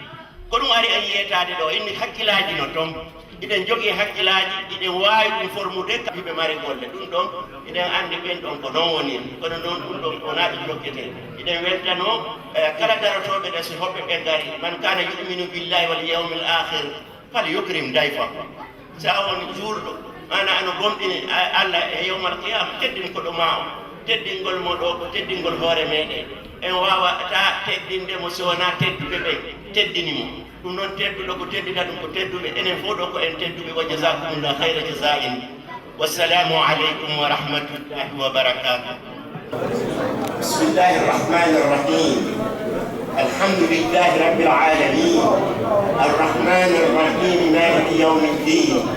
Iyyaka na'budu wa iyyaka nasta'in. اهدنا الصراط المستقيم صراط الذين أنعمت عليهم غير المغضوب عليهم ولا الضالين. اللهم أقسم لنا من خشيتك ما تحول به بيننا وبين معصيتك ومن طاعتك ما تبلغنا به جنتك ومن اليقين ما تهون به علينا مصائب الدنيا.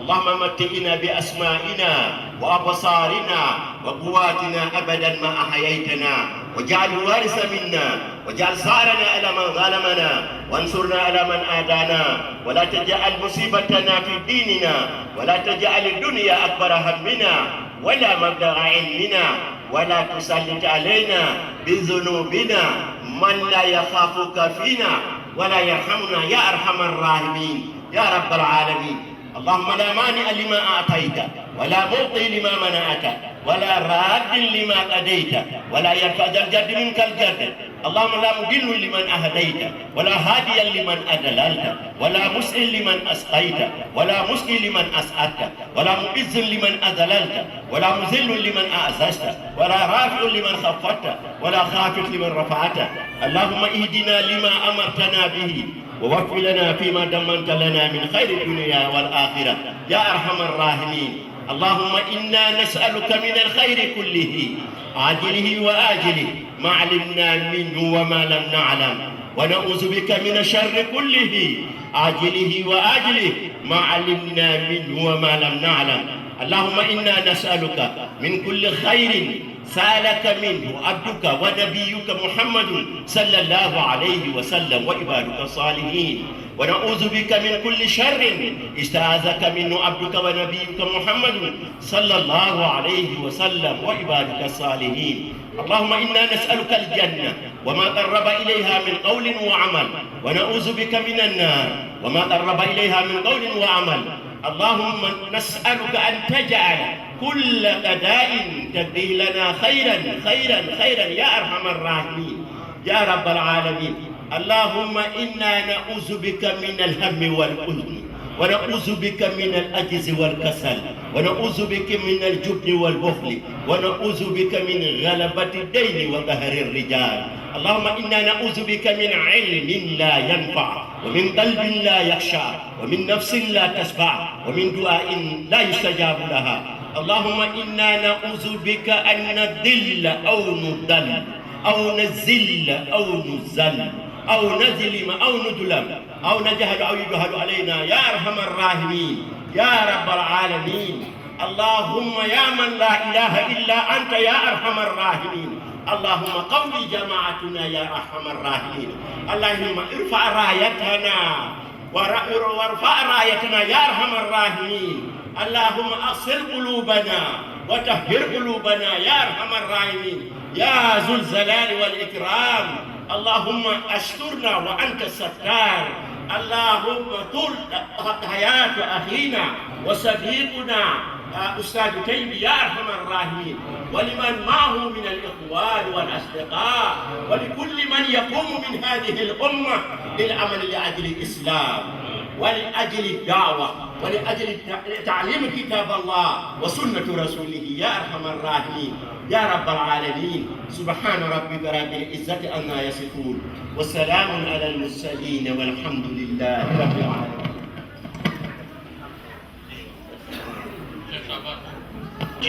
بسم الله الرحمن الرحيم. وإذ قال إبراهيم رب اجعل هذا البلد آمنا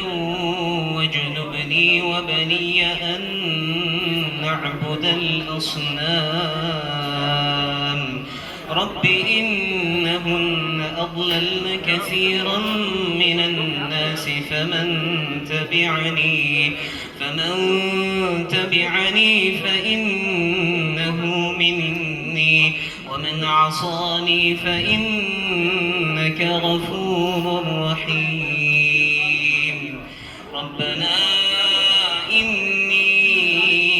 أسكنت من ذريتي بواد غير ذي زرع عند بيتك المحرم ربنا ليقيموا الصلاة فاجعل أفئدة من الناس تهوي إليهم وارزقهم من الثمرات لعلهم يشكرون ربنا إنك تعلم ما نخفي وما نعلن وما يخفى على الله من شيء في الأرض ولا في السماء الحمد لله الذي وهب لي على الكبر إسماعيل وإسحاق إن ربي لسميع الدعاء رب اجعلني مقيم الصلاة ومن ذريتي ربنا وتقبل دعاء ربنا اغفر لي ولوالدي وللمؤمنين يوم يقوم الحساب ولا تحسبن الله غافلا عما يعمل الظالمون إنما يؤخرهم ليوم تشخص فيه الأبصار مهطعين مقنعي رؤوسهم لا يرتد إليهم طرفهم وأفئدتهم هواء وأنذر الناس يوم يأتيهم العذاب فيقول الذين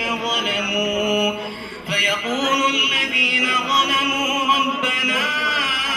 أخرنا إلى أجل قريب نجب دعوتك ونتبع الرسل أولم تكونوا أقسمتم من قبل ما لكم من زوال وسكنتم في مساكن الذين ظلموا أنفسهم وتبين لكم كيف فعلنا بهم وضربنا لكم الأمثال وقد مكروا مكرهم وعند الله مكرهم وإن كان مكرهم لتزول منه الجبال فلا تحسبن الله مخلف وعده رسله إن الله عزيز ذو انتقام يوم تبدل الأرض غير الأرض والسماوات وبرزوا لله الواحد القهار وترى المجرمين يومئذ مقرنين في الأصفاد سرابيلهم من قطران وتغشى وجوههم النار ليجزي الله كل نفس ما كسبت إن الله سريع الحساب هذا بلاغ للناس ولينذروا به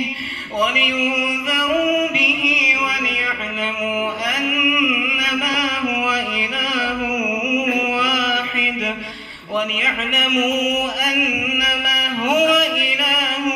واحد وليذكر أولو الألباب صدق الله العظيم. Et nous allons un petit commentaire sur la lecture de notre grand chef. haray ko adi kon taw e weltani ke kanko Cheikh Chaban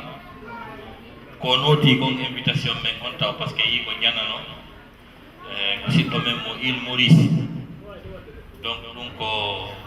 ilji monanaɗi battondirde wona e Madagascar en ko telen ton on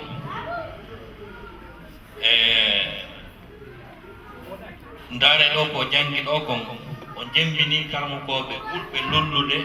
ɓuraɓe yiɗede ko jangata e tamme fewna ɗo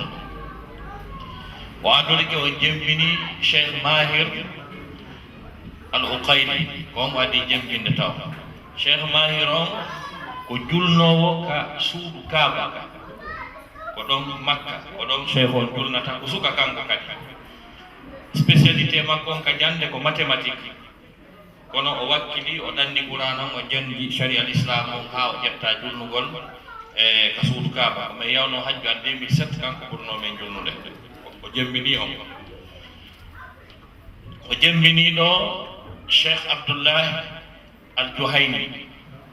on noon kadi ko karmo goto ceernojo molanaɗo e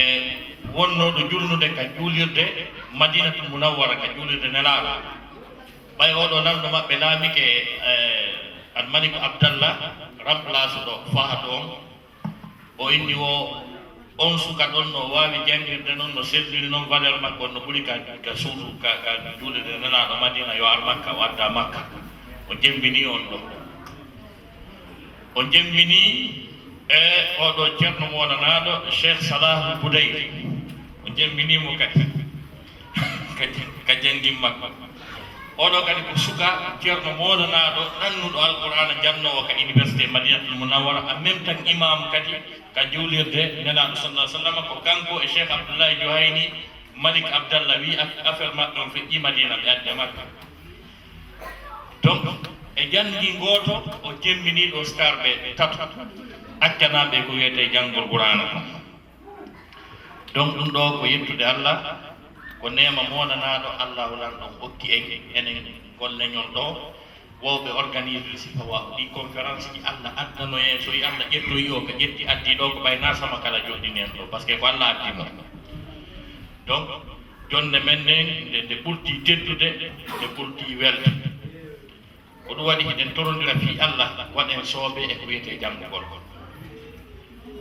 ko wiyete janngugol kon waɗen soobe so ɗen faala laamugol so ɗen faala fewjugol ka mais en jannga janngen ɓay diina kan kaka ƴiiƴam me woni ko ɗum anndira ɗen ɓeyden ɗon gande fewndiiɗe ɗen so jogitike ɗi culture ji ɗo ɗiɗi moonanaaɗe en tuti ɓiɓɓe men ɓen e ɗum ɓe woni ɗum hara en heɓi avenir adna o lahara o donc ɗum mi yiɗuno قال إبراهيم رب اجعل هذا البلد آمنا واجنبني وبني أن نعبد الأصنام رب إنهن أضللن كثيرا من الناس فمن